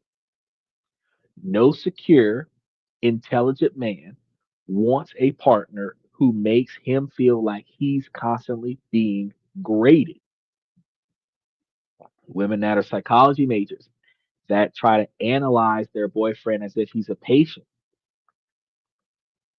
Men do not want to be in a relationship where she's not going to hear him and take action on his thoughts, feelings, and expectations, where instead she's going to judge him and analyze the philosophical concepts behind what he said instead of paying attention to what he said. That's going to piss him off. It is hard. He is gay for sure. That's exactly what they're going to tell him. They're gonna straight up, oh yeah, he's gay, and that no guy's going to want that. So women are also going to fail by just showing a lack of curiosity. You're on your phone while a man is talking, your eyes glaze over when the topic isn't about you or something that you're personally interested in. Your conversations are limited to gossip and complaining about work. In this case, your degree starts to look like a fluke, disconnected from who you actually are. Intelligence is sexy, arrogance is not. Curiosity is captivating, and your degree should be a signal for the intellectual curiosity. So we were on number two. The third one, this is going to be the final test, is for the stability and self sufficiency mindset, not independence. And I know that self sufficiency and independence are usually intertwined in society, but ladies, self sufficiency is the capabilities of holding it down until reinforcements come. So you are the front runner until the front runner shows up, and then you can hand the baton off. Independence is when you sacrifice the team for your own individual success. That's independence. Independence is when you sacrifice the family for your career. You're sacrificing the children, you're sacrificing your husband for your career. Self sufficiency is being able to hold it down until your partner can come and take over. Then, while your partner's doing that, you can go off and do whatever you want to do. Self sufficiency. So, we're going to talk about this mindset in just a second. Women ain't cheating if a man is doing his job. Probably. That's not true. Um, a woman is going to have more reasons to cheat than a man, but a man might cheat more often than a woman because the things that a man would expect in his relationship are things that women are not really ready to give. The dynamic is that if a woman is not satisfied in her relationship, where women have a lot more expectations, unrealistic expectations that are not able to be met because men have to prove themselves by financially providing her the fantasy that she wants. And if he can't sustain that, she's gone. Okay. Now, men, on the other hand, only look for a few select things that most women aren't willing to do, which is respect the man, appreciate the man, value the man, validate the man's existence. You are throwing your man in the garbage every time you say you don't need him, that you can do this by yourself. Well, of course you can do this by yourself. But a man that is on your level is a man that can do for you exactly what you can do for yourself. So while you can hold your own umbrella in the rain, me holding the umbrella in the rain for you is what I'm supposed to do as a man, and how you are appreciated by me because I don't want you wet and I don't want you sick. So I'm going to hold your umbrella. Now, since I'm holding your umbrella, you can hold everything else, your purse, your cell phone, all of the other stuff that you got going on. When we go grocery shopping, you can carry your own purse, but you give your purse to your man so he can hold your purse while you're using both of your hands to look at the clothes and all of this other stuff. The things that a man can do for you, you can do for yourself. He's not your servant, but at the end of the day, he is supposed to be able to do the things for you that you can do for yourself. Now, when you get a man that can do more for you than what you can do for yourself, you can't get yourself a bus pass, but this man can get you a trip around the world. Yeah, that's a step up. It's not about the money. It's not about the money at all. It's about the character. It's about the behavior. It's about the investment into one another. You see what I'm saying? So the dynamic is with men, we have very few things. We're not looking for a woman that's gonna do like all of this gaudy stuff because exactly what stuff does a man want? He needs you to keep things organized while he's at work and back him up on expansion. If we're renting, we want to buy something that we can own. If we have a small place, we want to get a bigger place to have room for the kids. If we have a kid, we might need to expand to have another kid, but we're looking for expansion and a partner that's going to aid us in that. But if we have a partner that doesn't want to expand, now we have a problem. We have a partner that is all about herself, where she's taking care of her and he's taking care of her too. Now we've got a problem. The moment that that man finds a woman that's like, oh, that's okay, I'll take care of you and I'll take care of me, that's a new experience for him that he's missing in his relationship. And that's what leads to that infidelity. If people ain't matching, nothing can help them. Well, actually, the people don't necessarily have to 100% match one another. What you're looking for out of the relationship needs to be there in the beginning, or at least a potential for it. And we have to change what we're looking for, because if you have the potential to be a executive employee, but you have the ability to balance your time to still be able to maintain a relationship, and you have the willingness and the desire to raise a family as well. If you meet a man that also wants to start up his own business and he has the desire to start up a family, y'all don't necessarily have to match. Y'all could be in conflicting fields. One can be in real estate and the other one can be a stockbroker. The thing is that she has to analyze his expectations for what he wants his partner to do, and then she has to agree with that. So if he wants children and she doesn't want children, the relationship is not going to work out because he will always be unhappy because he's going to give her what she wants, but she's not going to give him what he wants. Okay. Um, in the dynamic where, and this goes both ways because but men look for this. Women don't look for this. Men look for love is a choice. It's not the key. Love is a choice. Okay. You choose to love this person. You choose to stay here. You choose to be here when it's bullshit in the same way you choose to be here when it's good. You choose to stay in the thick of it the same way you choose to stay on a bad job. You choose to stay in a bad relationship and call that love. It's a choice. It's not the key. The key is paying attention to what you want out of this and what you're willing to put into this to get it to where both of y'all want it to be. That's the key. And it requires you to not just focus on what you want to get out of the relationship.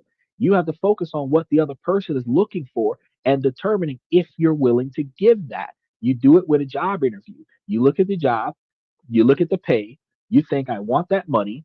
What are they expecting from me? And then you decide, do I want, oh yeah, we dig deep every day. We dig deep every day. You decide whether or not you're going to perform those roles. If you're willing to perform those roles, you will apply for the job. If that is too much damn work for that amount of money, you say, nope, let me go find a different job. The same thing happens in a relationship. You're looking at this man, instead of talking about what your favorite color is, what your favorite food, your favorite holiday, your favorite movie, all of the favorite things that you like in life, you need to be finding out from him, what does he expect his woman to do 5 years into the relationship? What kind of household does he expect to run with her? How many kids does he want to have? Does he even want to have kids? Is he going to be okay with her being gone 6 days a week, doing 10-hour days at work? Or does he want a woman that's staying at home? Find out what kind of expectations that this man is looking for in a long-term relationship, and then ask yourself if that's what you want to do with your life. And if that's not what you want to do with your life, that's the wrong man for you. It ain't about if he bought a $500 meal at a five-star restaurant. Y'all could have had this discussion over splitting one cup of coffee at a Starbucks. I'm just going to be real with you. Y'all could have got 2 glasses of ice water at a McDonald's and y'all could have worked this shit out.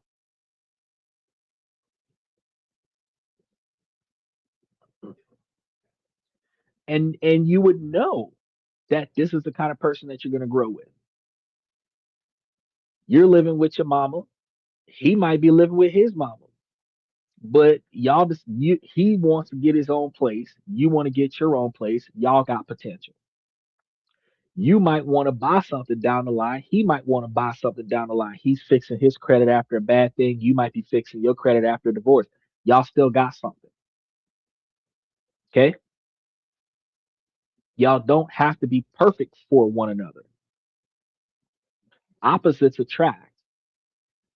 Okay. Similarities are going to be there, but the differences between you keeps the relevance in the relationship.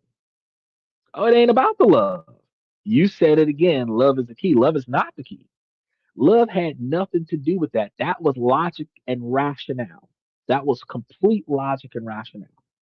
Nowhere in there is if your feelings are still there, that it's good. People fall out of love 50 years in a marriage. You're going to keep saying that love is the key, but love is not the key. Because where does love come from? Where does love come from? How is love maintained in the relationship?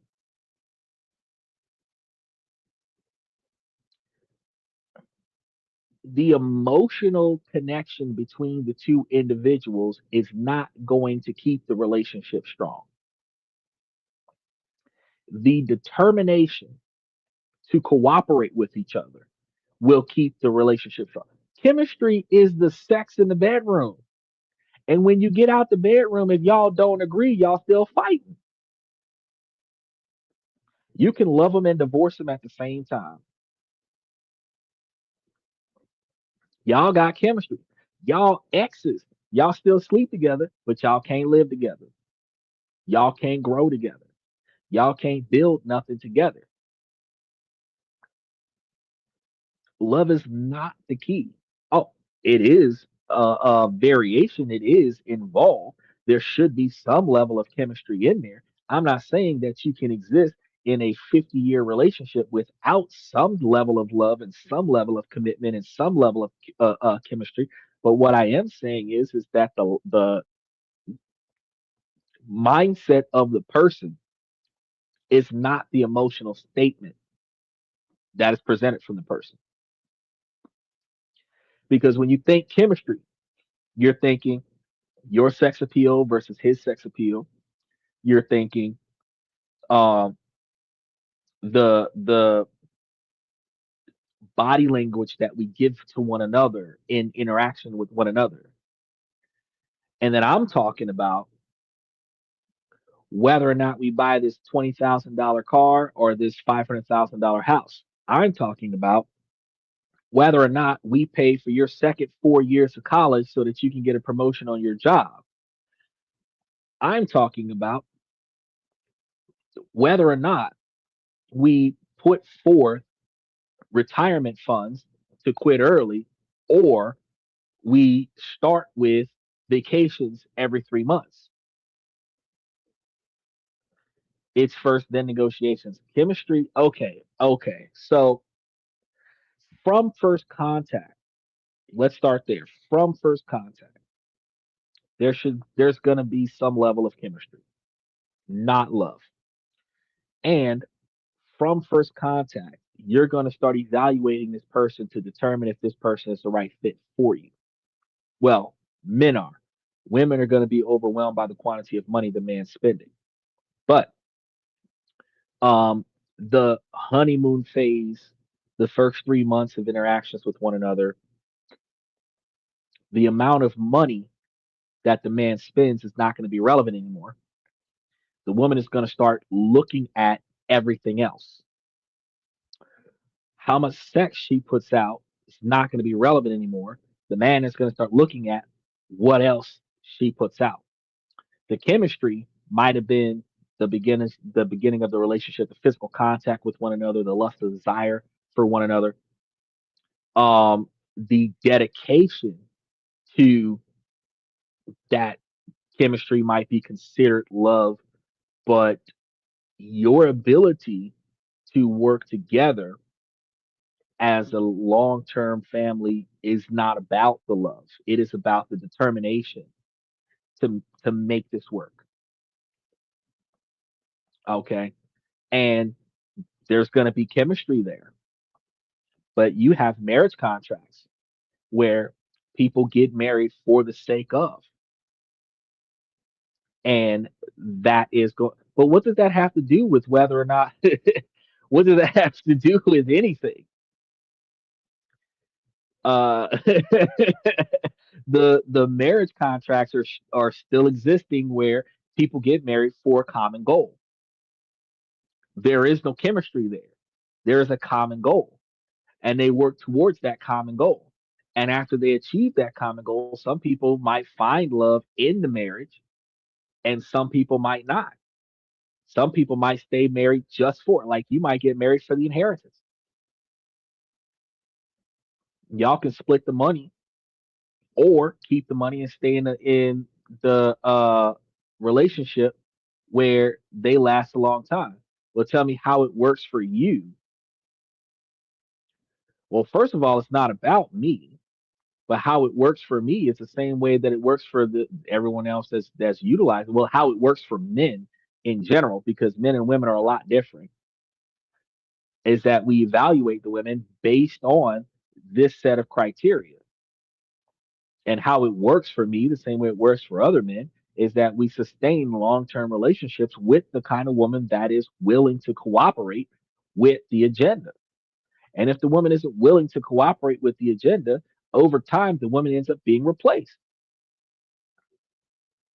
Whether that is a breakup, whether that's an affair, whether that's a divorce, it depends on how far the relationship gets if the woman isn't willing to cooperate with the agenda.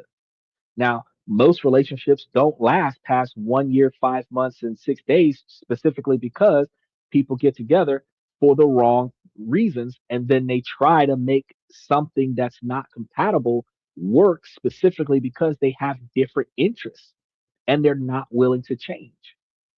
And the unwillingness to change is the biggest problem, right? But you're divorced because your partner wasn't compatible with your agenda and you weren't compatible for his, which brings us back to the stability and sufficiency in the relationship. So, this is the understanding that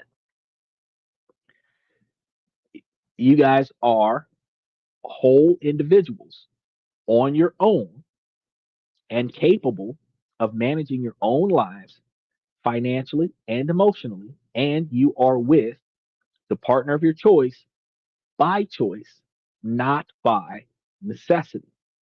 This is a huge factor for a successful man. Why is that? Because his number one fear is being used. Every man's number one fear is being used. The more successful he is, the more a man is going to fear being used. He is not only afraid of being seen as a walking ATM or a solution to someone else's chaotic life, men are often utilized as a walking ATM or the solution to someone else's catastrophic life, which is one of the reasons why men are starting to evaluate the intro level questions from a woman to determine whether or not she is identified as a quote unquote gold digger. Because a man wants a partner, not a dependent. He wants a teammate, not a project. He also doesn't want to be in a relationship for a dictator either. But for sure, I would never get married again. Well, yeah, you said that before on the show, and I understand that. Some women are only going to get married once and they're not going to get married a second time. Men will try multiple times. A man will be 3 times divorced looking for the fourth wife.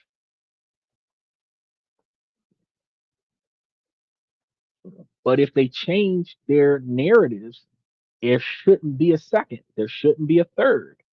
But if you learned after the third wife that your expectations were flawed, when you get to the fourth wife, that one will be the last one. So a woman who has her life together is profoundly attractive because she neutralizes the fear, which is where what was his name? Neo was singing about Miss Independent way back in the day. Yes, a woman that's got her own is very attractive. When she's financially responsible and emotionally stable, it sends a powerful message that I'm choosing you for who you are, not for what you can do for me. So when women tell a man, "Oh, I don't need you, I can do it all by myself," well, fuck, that's what the hell we were expecting, but we don't want you to talk shit to me about the fact that you can do it all by yourself. I expected you to do it by yourself. But when I dive in and I offer to do it for you, you're supposed to let me do that because that's the position that I am is to bring something in and make your stress less, which gives you more time and more effort or more time and more availability to put effort into making my stress less. Because your stressors and my stressors are different. What a man stresses about is not going to be the same as what a woman stresses about. And ironically, the the way a man protects his woman is not the same way that a woman protects her man.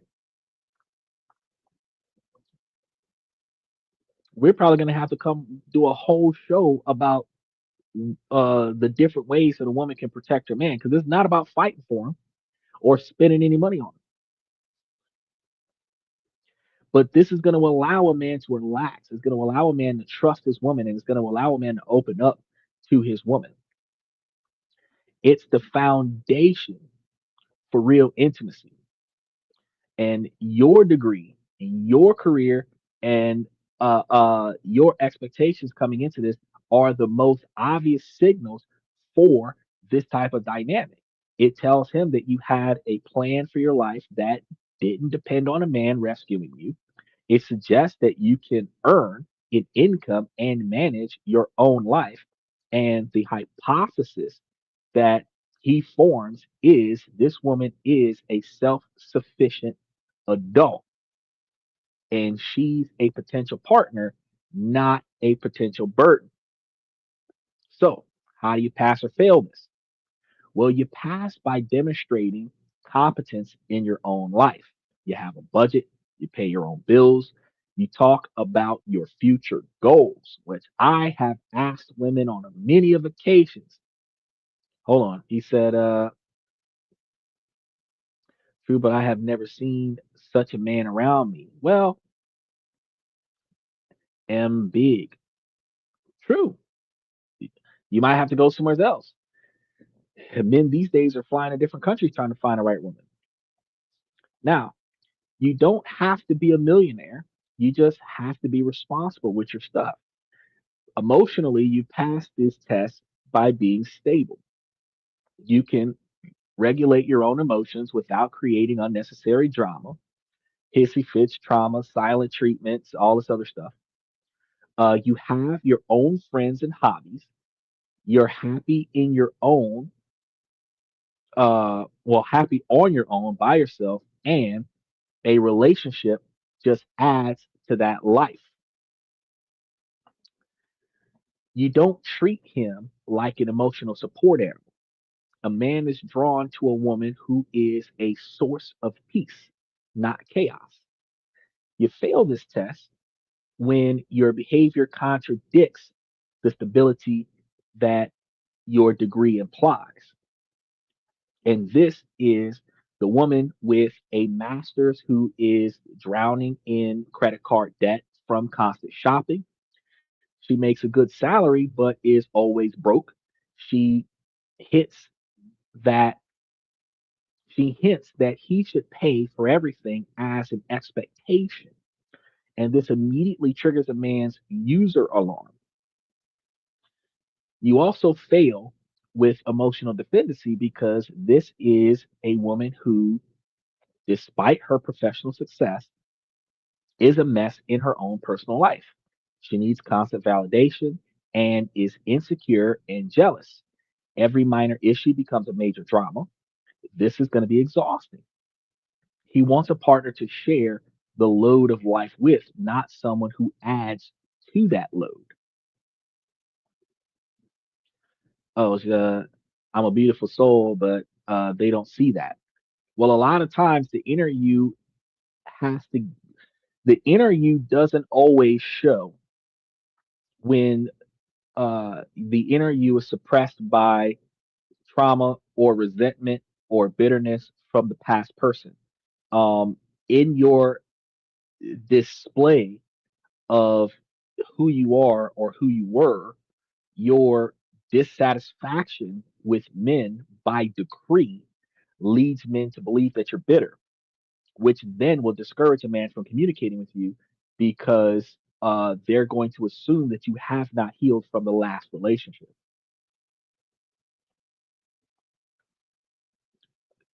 So isn't it most women are broken nowadays? Yes. Which is why men are chasing women that are younger in age because they have less chaos under their belt. It's not about getting the girl that's fresh out of the cradle. It's about getting a girl that hasn't been destroyed by society yet. One of the reasons why men go after girls with a lower body count is because men are looking for a woman that has less emotional damage. Because each time she gives herself to a man, she expresses a level of emotion that ends up in some level, some kind of trauma from the negative outcome of that relationship. It doesn't matter if it's a one night stand. It doesn't matter if it's a long term relationship that ended badly. There's some emotional trauma there. Women that use sex to validate their existence. There's extensive trauma for that.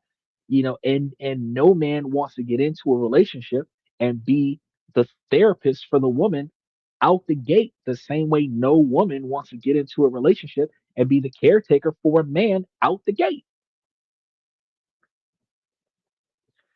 That if a woman is in doubt, that is not necessarily a no. But if that is the case for me, finances must be separate, and I'm not saving the woman financially. But ironically, though, you are. You are gonna save that woman. This is how it gets fucked up, Steven. This is how it gets fucked up. Um,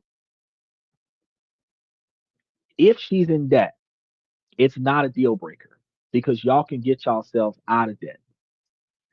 But you are going to be saving her financially. Yeah, yeah. I was reading that and looking at something else at the same time. The debt. I understand what you're saying. You're saying that if she's in debt, she's got bad credit. If her credit score is like a 400, that's not necessarily a deal breaker. And you're right because men don't care about what a woman has or doesn't have. Men are required in a relationship to have the assets. So the men is supposed to have a 720 credit score and six figures and own his own house and three cars and all this other stuff. Women can be bankrupt and thousands, millions of dollars in debt, homeless, living under an overpass. And if she has a positive attitude and she's willing to grow, a man will take her off the street and turn her into a Fortune 500 woman. The women don't have to bring shit to the table besides a positive attitude, a can do attitude, and a will improve behavior pattern. That's really it. That's really it. She don't even have to be attractive a lot of the time. She just has to have the attitude to work with a man, and that would make the thing. See, as he said, men nowadays are weak. They are, but being a woman saying that to men will turn men away from you.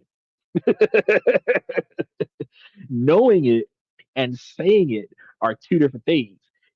Saying it, well, saying it on the podcast, you're free to say it here on the podcast. But if you were to make that statement in front of a man that you were calling yourself trying to date, if that would have been the man that you were interested in, he'd walk out the door on you.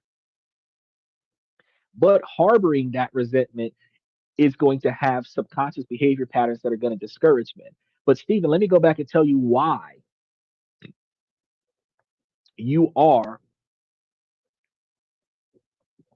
saving the woman financially. Here's the thing. A woman that's already in debt that still has those bad spending habits that cause her to get into debt. What's going to happen is that you are going to take over her financial responsibilities. That's saving her. And the difference between you taking over her financial responsibilities with a financially stable woman that's able to take care of her own shit versus a financially wasteful woman that you're taking over her responsibility is that when you take over her financial responsibility, she has the ability to be more wasteful. She's still going to be in debt, but she no longer has any responsibility. That's where you saved her. You get one. While yes, we did not have the right wisdom growing up, we didn't learn the right things growing up. We made our financial choices. We got to build back off of that in our 30s and 40s. You can find a woman with a little bit of debt, but if she's rebuilding her debt, she's rebuilding her credit, she's trying to buy a house, she's trying to buy her own car, all of these wheels that we're trying to turn real quick in order to get her into a position where she can be sustainable the way sustainable is supposed to be. You find that that woman, when you step in, y'all are paying down both of y'all's debt. Y'all are paying down y'all student loans. Y'all are starting to buy stuff. Y'all are starting to get things situated. And then you find yourselves more satisfied because you're able to improve. That is what we're talking about. Hold on real quick. I'm going to take a short break real quick. Let me pop this in.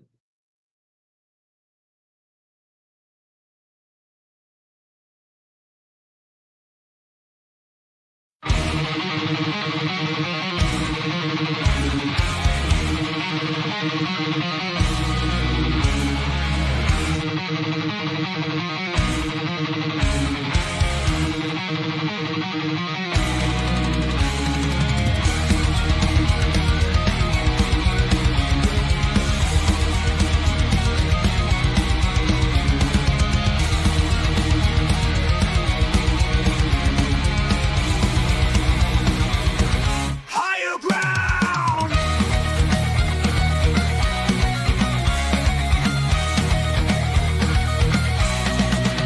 Used to chase validation, now I validate myself. Building inner strength, putting doubt upon the shelf. No more unnecessary drama, no more wasted time.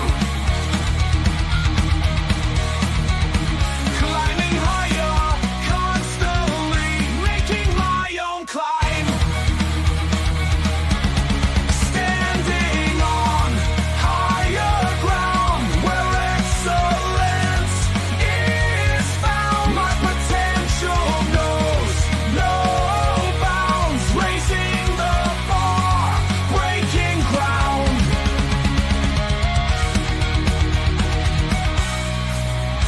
My network is my net worth. Choose your company wise. Surround yourself with eagles, not with sheep in disguise. Every interaction is a reflection of my brand.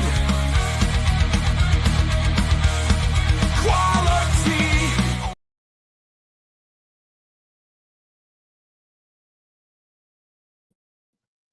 All right, I appreciate you guys waiting for me for a moment. I had to step out real quick. That was a little bit of an emergency. Now, um, so where were we? Um, yeah, we were talking about the reason why she actually turns into a liability.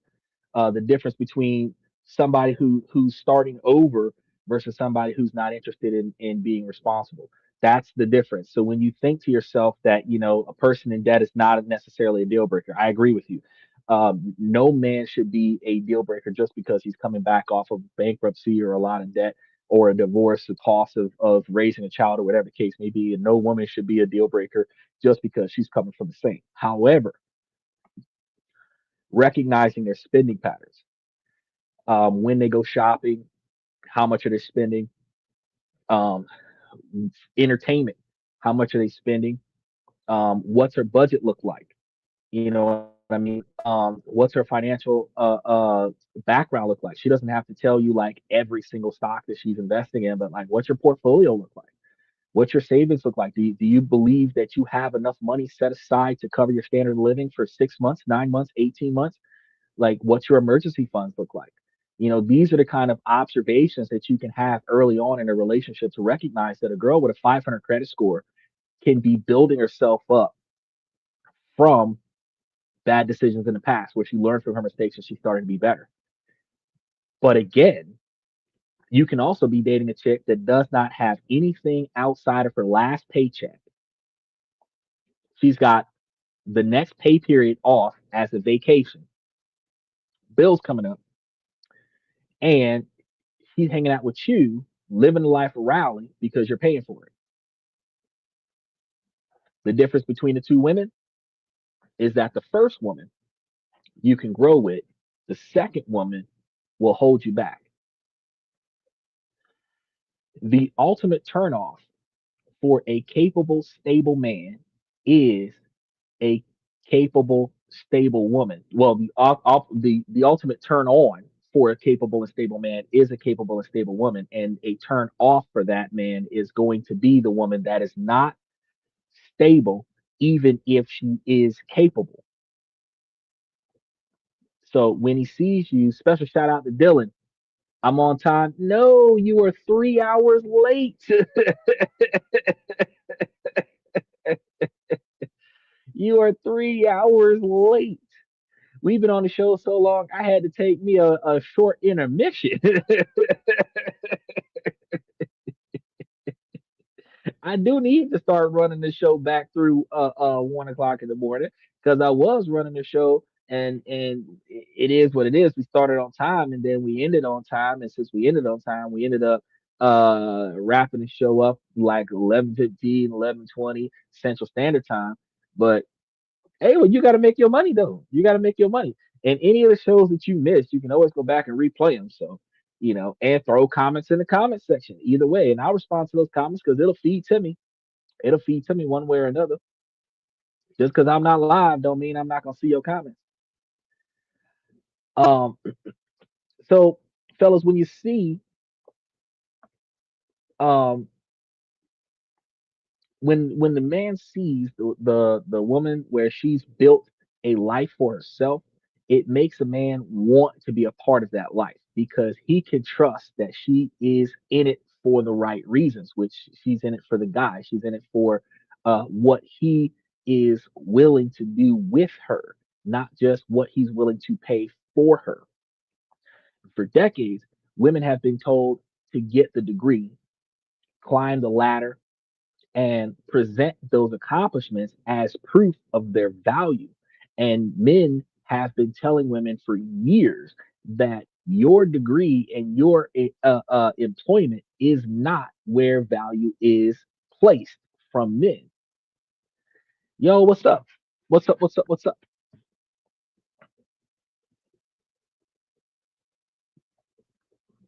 But in the world of attraction, the accomplishment itself is not the prize. That's what we keep trying to tell you, ladies.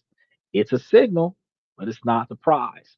A high quality man isn't impressed by the paper your degree is printed on.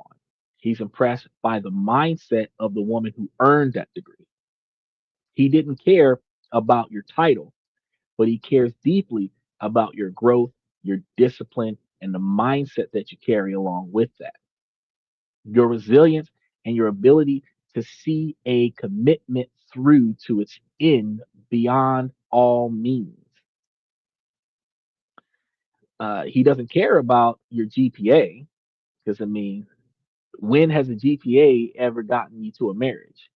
But he is captivated by your intellectual curiosity because that mindset goes a lot longer. Your passion for learning and your ability to be an engaging partner for life is what the man is interested in, which is why I was telling Talenia that, truth be told, like it ain't it. Uh, People identify your loyalty and dedication to somebody as love. The weird feelings you have, the anxiety that you get, they call that love. The um fact that you can't get this person off of your mind, they identify that as love. It is a form of a bond, but love is a choice. Because when that person gets on your damn nerves, you stay there. When you are annoyed by that person, you stay there. When you wish that person would fall down every step on the way down to the ground floor, not because you want them to die, but you just want them to hit every bump on the way down just to make you laugh because they're getting on your dang nerves, you stay with them. That's a choice. That's a choice. 20 years into the marriage, y'all ain't got shit to talk about how good total is. Sex is not even in the relationship anymore. It's a choice. Okay. And a relationship is built off of choices. So it doesn't require fundamentally a foundation of love. It has to have a foundation of positive choices. Because if you don't have a foundation of positive choices, you're going to end up falling apart. Build a stack of cards from the ground up where the first row is just one triangle and every row after that is an additional triangle. You will find that that is the wrong direction to build that stack of cards. And without some glue, that stack of cards will not stand. It will not stand. You use the right decisions, you can stack it from the ground up. You can expand on it. But for every tier you want to grow, you have to go outward first. You start with one triangle. In order to go up 2 levels, you have to go out 2 levels. In order to gain 2 levels, three at the bottom, two in the middle, one at the top, you have to go out 2 levels to gain 2 levels more. Six, five, four, three, two, one. Come on now. That's what this is about.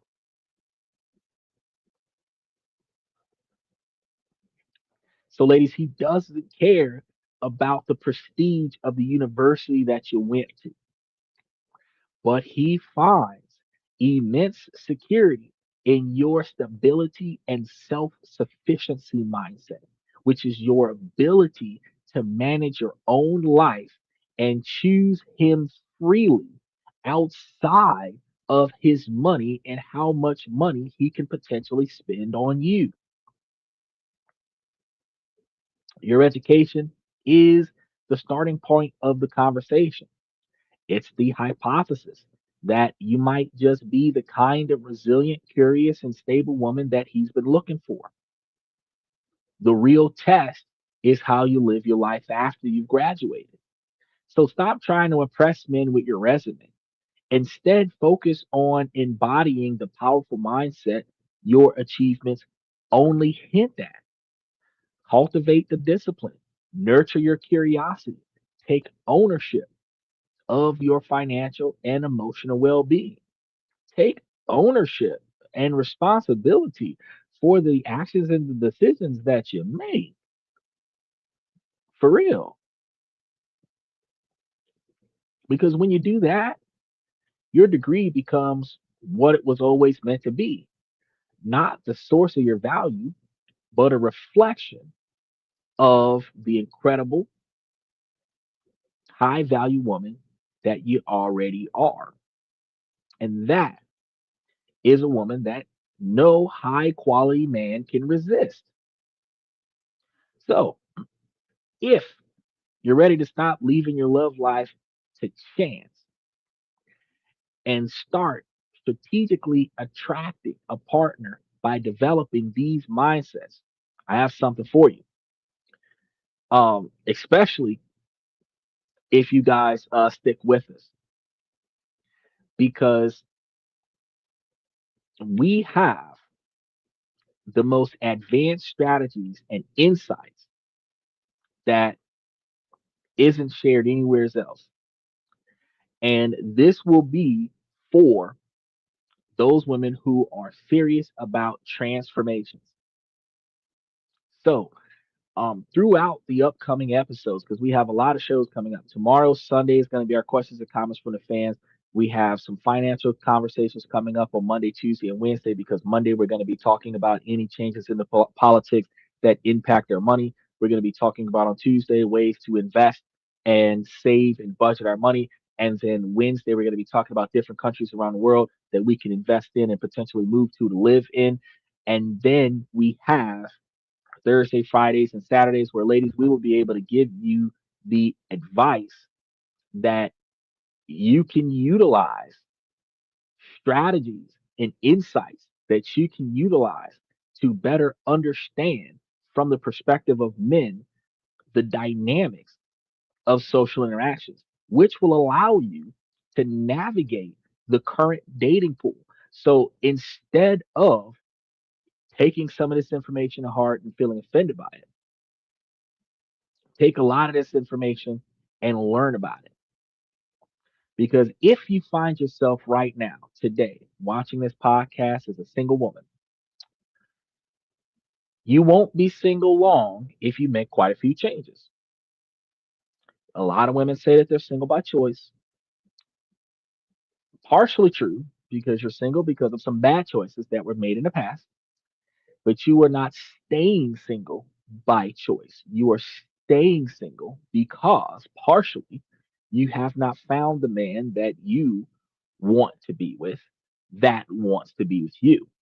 You recognize that there are some flaws that you have that you're not willing to work on, and there's some flaws that you have that you are willing to work on. You're recognizing that some of the men have flaws that you're not interested in and they're interested in you, and some of the men that have what you're looking for that's not interested in you. And you're not willing to work with the men that you're not interested in. You're trying to grow, he's trying to grow too. We're going to be providing you guys with advanced strategies and insights that will help you be able to navigate your ability to present yourself more effectively to the type of men that you're hoping to attract. Now, one of the things that you're going to do, you're not going to like it, but you're going to have to do it, but you're going to have to change how you present yourself on a daily basis. So, all of those overly attractive outfits probably not going to benefit you for finding a higher value man. Yeah, you'll find a thug. Yeah, you'll find a guy that's only after you for sex. But finding a guy that values you for who you are requires you to change your whole wardrobe. But guess what? The bright side about this is, ladies, you get to go shopping. So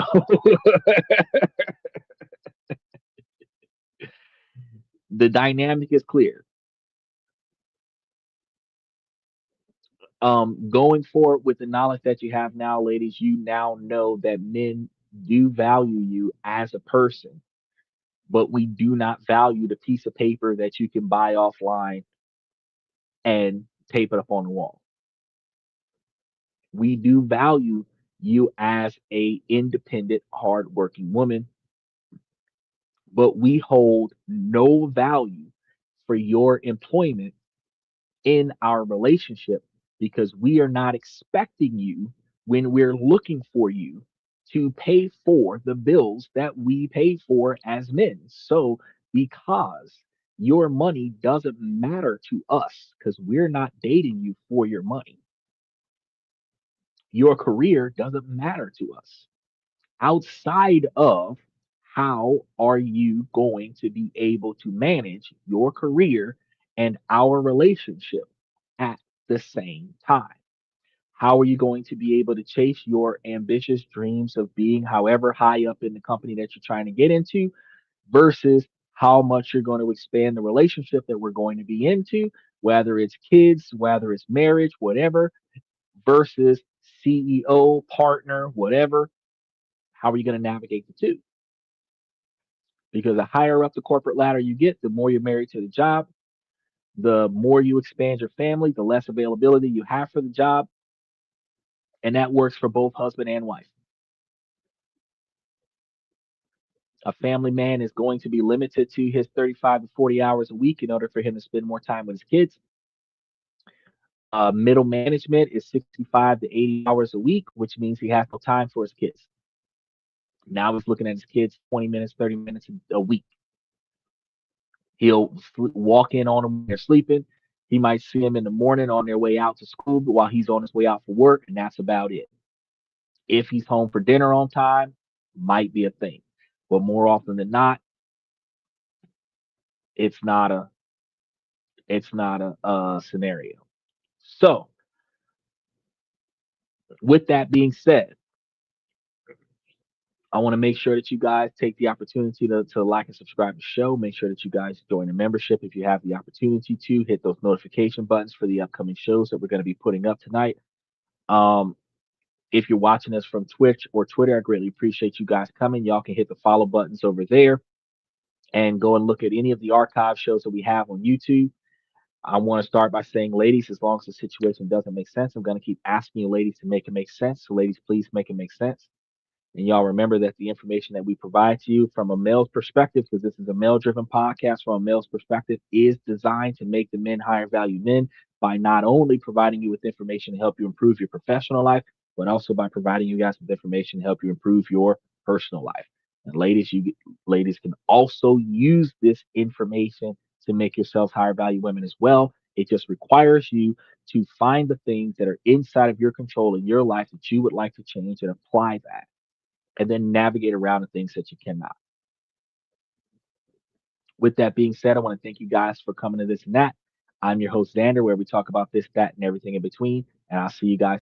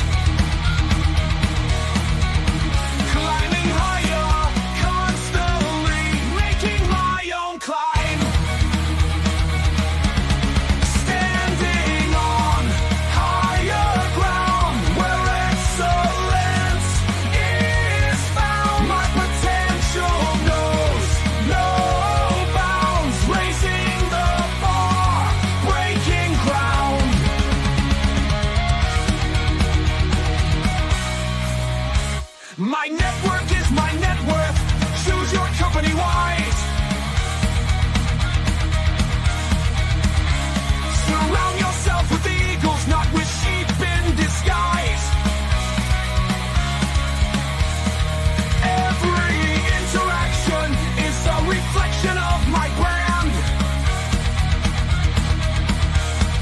Quality over quantity, that's my personal command.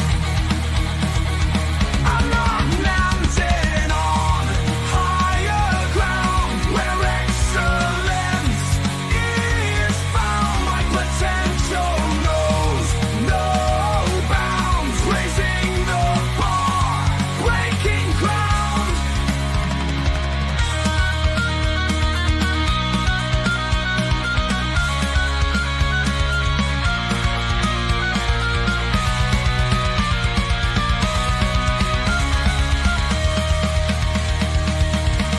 I'm not just living, I'm manifesting my vision, cutting through limitations with surgical precision. My expectations are my compass, my respect is my shield to mediocrity and chaos. I will never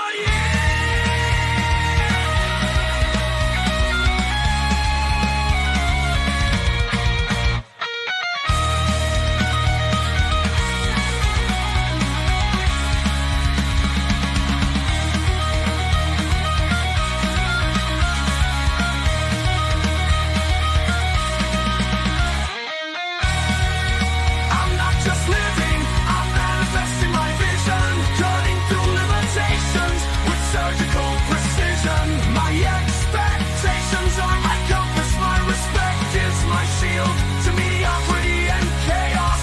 I will never yield.